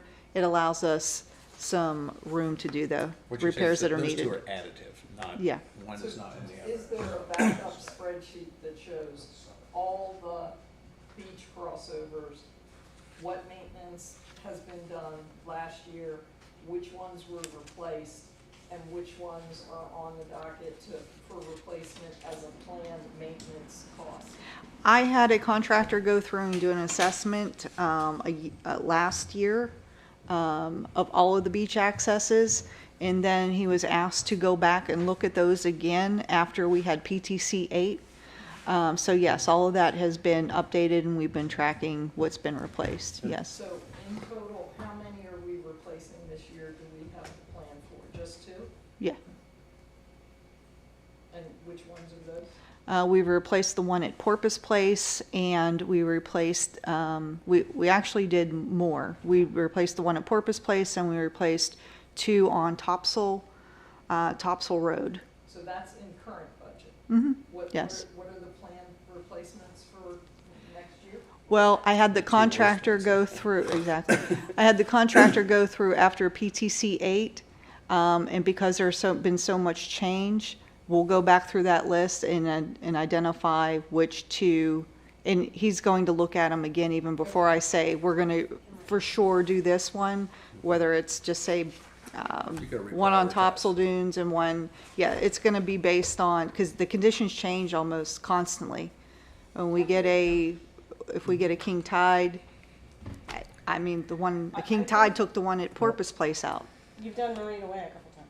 Yeah, we've done Marina Way twice. I think it'd be a good idea to have that out on the website at some point, which ones we're working on, which ones have been replaced, and which ones are in planning to be replaced. Why don't we bring that up at a board meeting, not a budget meeting? I put it down on the list of something. Okay, no, I agree with that. No, it's a good Just follow-up. because it's, we're budgeting for them, but people kind of want to know where Well, that's going.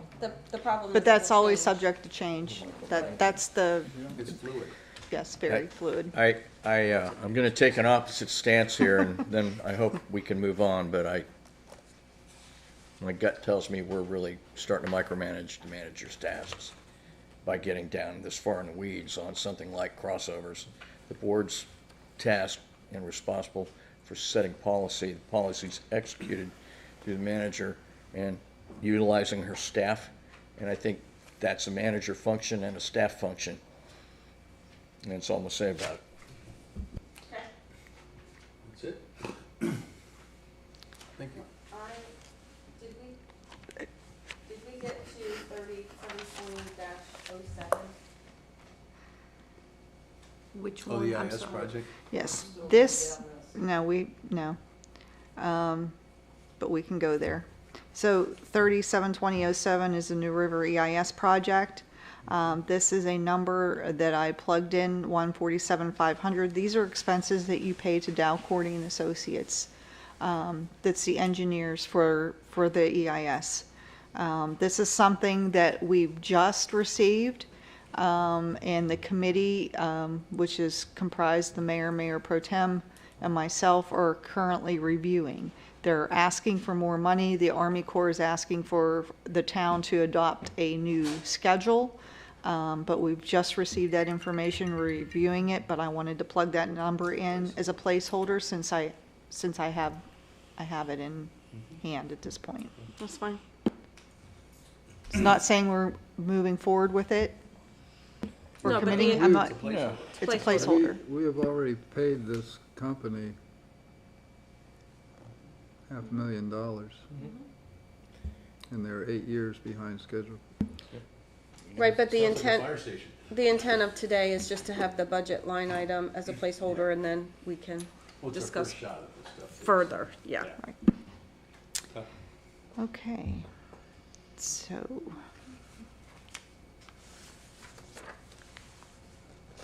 Might be easier just to be like going through page 7, 8, 9, and it's in the same order, and then you can read the detail. Yeah, just real quick, Deborah, just a quick question for you. So the FEMA, the 2002 FEMA, the last sob payment Yes. is next year? Do you know when, is that due in the spring? I don't remember when that is. Let's And see it's here. not a big deal, don't worry, I was just I've looking. got it, Because those are the two on- big numbers coming out. On page 8 of 9, on page 8 of 9, the last payment for the 2022 SOBs will be June 15th of 26. So Okay, that, that's what I thought. That's and the then the next 2022 expansion Cs, the last one will be in October of 25. So we'll finish it out in the budget year we're in right now. Or the one you're talking about adopting right now. Right. We'll have that one will be paid off, the 2022 Cs, but the Bs, it'll be fiscal 27 or June of 26 before that final, or I'm sorry, December of 26 before that final principal payment's made. Okay, Apologize. so the 22 sob payment is the refi of the USDA loan, correct? Correct, Okay, so that'll be it. for that. Next year when we're done. Or is there one more after that one? The only, the 26s, or the 2022 Cs will be paid off in the 26 budget. The 2022 Bs, the line right above that, will be paid off in the 27 budget, Okay. in that December of 26. So So then- then you'll be finished with that large debt. And this fund will be a lot more healthier once yeah. that debt falls off, for sure. Thank you. Just to touch base too on the Vitex line item, you'll see $285,200 in there. That is based off the numbers, if you recall, that we received a grant from the state, from NCDEQ, for $690,000. And that is being split between us, Topsail Beach and Surf City. And we have been, we've issued the RFP like I announced at the last Board of Aldermen meeting. This $285,200 will be our share, because it's a split grant. So this will be our share of what's been identified through the dashboard assessments that Coastal Transplants has done. So I just wanted to clarify that line item. So what you're telling us is because we have more beach, we get a bigger share. We have more Vitex. That's not good. No. Mike, you're supposed to get rid of that Vitex. And the survey didn't find it all. 'Cause I know- Yeah, it was a dashboard assessment, so we fully anticipate that there will be more identified, and that's, we've been taking in any reports that we receive to have that information updated on that mapping so that we can track it. While it's not saying that we're guaranteeing that we're going to take care of it, but we can track it, and then we can get additional grant money to help with future years of treatments. Okay, but like everything else, so this is the expense we're gonna incur. We're not putting in the revenue for the grant because that's gonna be a reimbursement thing, correct? Correct. Perfect. Perfect. Any other questions on? On that one, yeah.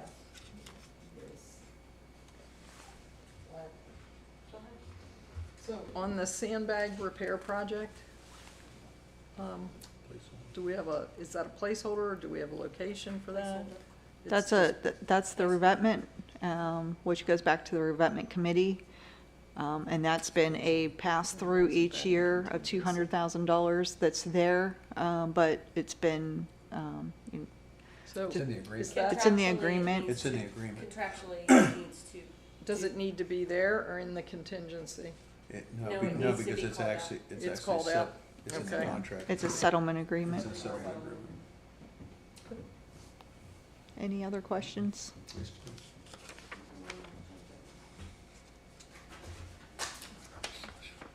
Before we wrap up, I just want to go back because I want to get some feedback from the board.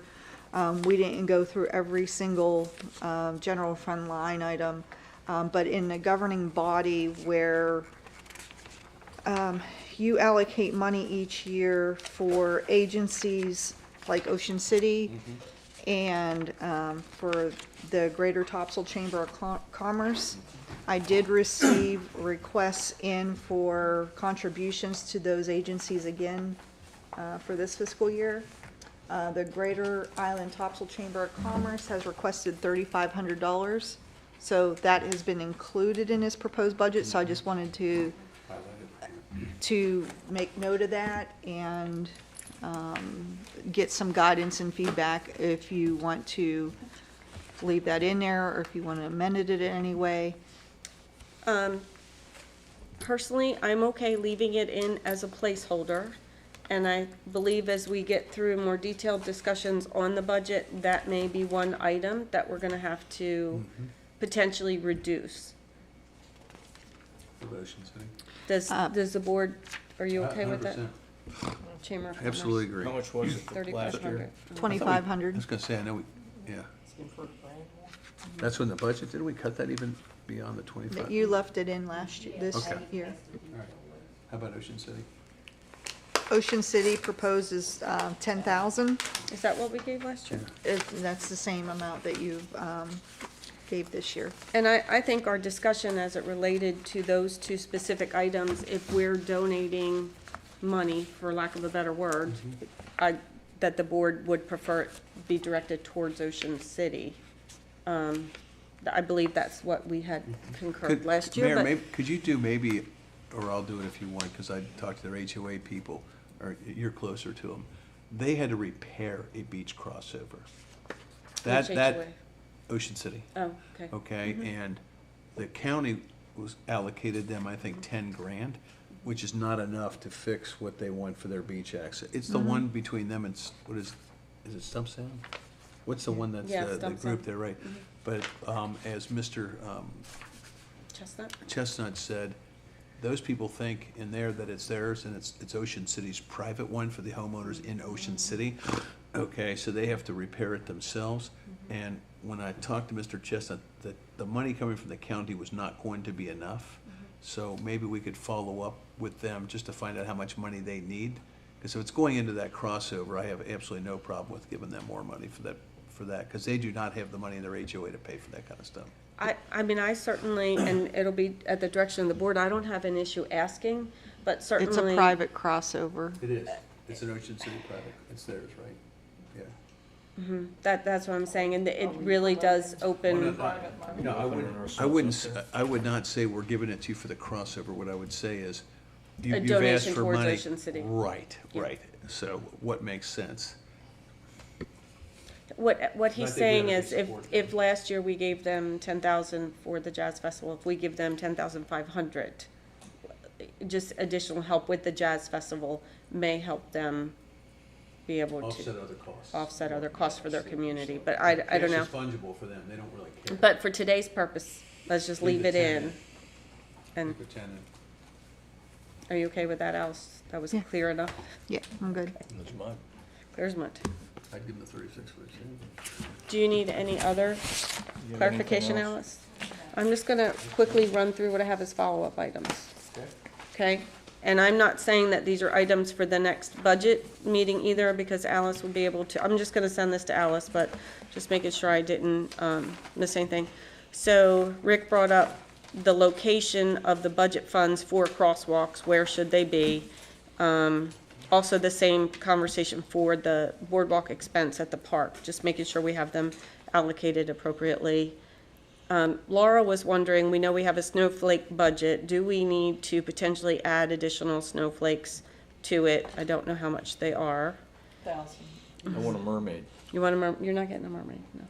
What I really And a wanted pirate. to know was how many we have and how far spaced they are apart, so that if we need to add more so that the spacing is a little more equal, does that mean we need to buy 10, 15? How many do we need to buy? Because, and you might know this, the spacing was big in some areas last year and smaller in others. But not all poles are equipped That's right. to be able to hold them as well. So how That was gonna be my point. They have to have a transformer on the pole in order to put the snowflake up there. So right now, they're kind of spaced where they can be. But we as well want to reassess that this year, because we've noticed that with some of the vegetation overgrowth and some of the new houses, the poles have been moved and locations, everything has changed in recent years. But that's working with UMC. Yeah. Yeah, I know somebody in my neighborhood, in my little cul-de-sac, called up because he saw those wires hanging there. and thought it was a fire issue. It was me. And Joe MC came out and said, no, that's actually the snowflake connections. Yeah, Okay. yeah. So ideally, because I know the maintenance of these is very labor intensive, you know, if you had to say, we would like 10 new ones, 15 new ones, so that we could fix the, In a mermaid. yeah, let us know. Yeah, we have about 79 of them right now that go up each season, and that leaves about 10 that we hold back in case one of them malfunctions, and we can just switch them out. They are about $1,000 to buy a brand new one. Because of the work we did on them this year, we had a lot of them powder coated, and we put a lot of hours into cleaning up and redoing every single one. And when we took them down, we went through every single one and brought them current. So every bulb, everything is working on them as of right now. So I don't know that we really need to buy any new ones this year unless we are adding additional, which we can certainly look into, but it's getting with Joe MC to see what poles will support them. Okay, but I mean, we're in a workshop, if you, Yeah. you know, happen to get that answer and we can Yeah. budget for it, let us know. Okay. Thank you, Wendy. The next item I had is relating to the retention pay. And what I wrote down is that the department heads will work with Alice regarding hiring, practices, years of service, et cetera, and get to a more granular level, that's not something we were gonna do here in the budget workshop. Wait, say that again? So if you look at step and grade, or look at years of service and retention, because doing 10% across the board might not be appropriate. So if we look at people in certain departments that have X number of years of service, and now we're bringing in other people in at a higher, but they've been here and proportionally the years of service don't match the salary, do we need to be looking at where we're putting the percentage increases based on the job title and the grade it's at? And so that we're moving people up in a range. So it's a more granular look at the jobs and their pay rather than just saying across the board. So what I'm saying is that this is a discussion between the department heads and Alice, and then So whatever are you they. looking to have a pay study done? No. It's what I'm thinking that these words mean to me is that you will have a more detailed discussion between the department heads and yourself, and you'll be able to figure out how much money needs to be allocated per department and how they see fit from an allocation perspective. So I know everybody came in with a base level of something today, whether it be 12 or 10 or whatever. Is that really the right level that they need, or do they need 2, or do they need 8? Well, and then the So other thing. you're requesting that we go back and look at every employee and evaluate? No, Well- what we're asking you to do is get with your department heads, figure out what you want to do, make a recommendation to the board and get back to us. Yeah. Okay? And one of those things. I'm not gonna tell you how to do it. I'm gonna let you do it the way you want to do it. And I think the only reason I had it broken down a little bit is because there was some discussion about, bringing people, you have the flexibility today to bring them in at a different range. So are we just talking about new, existing employees, or? Right. No. If you remember, one of the specifics of maybe I need this to that we reword talked, this. one of the specifics we talked about is, you don't need to hire somebody at the bottom of the range. If you want to hire somebody, if you looked at the numbers that they put up on the board, that's the bottom of our range. And we had a range from like 42 to 60. And so they Right. should look at, and Yeah. it's just, leave it to her and her people to figure out. If she has to hire somebody instead of 40 and 45 to get somebody in, she's got the authority to do that. Right, and that's up to her. As far as what I was considering with the 12%, 10% across the board, I don't have a problem with that. However, if Alice wants to go back and talk to her department heads, I think that's fine, if they wanted to do something, cost of living and then merit for each department, or however they want to do it, but yeah. Question for the manager. Have we given you adequate guidance for this? No. Okay. That's what I'm trying to clarify here. Okay, so going across the board would take every job and just saying, we're gonna give every job this I much more. understand that 100%. That's Okay. what across the board means. Right, and so, Right. I don't think we need to belabor this. We need to decide what we're going to, what direction to give Alice. In what our direction or request is. Yes. and I don't feel that what I typed was clear. Okay. I think a more granular request is looking for.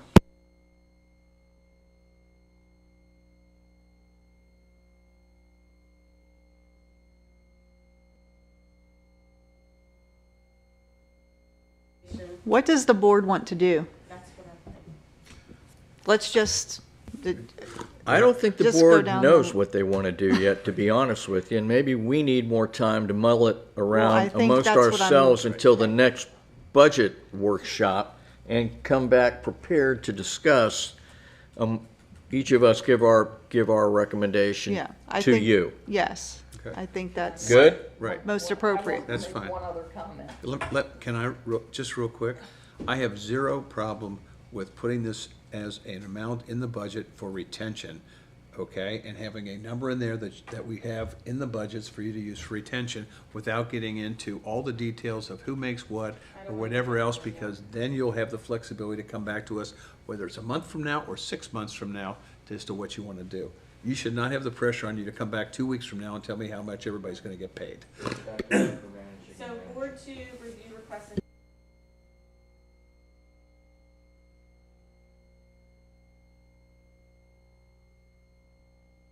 Make one other comment. So for managers in the departments, you might go back and say, this job really needs a 15%, these jobs maybe need 10. But I do think, you know, you might want to look at that based on job, not just an across the board, because you might need more than 10 in a certain paid level. So yes, I do think the managers could look at that again.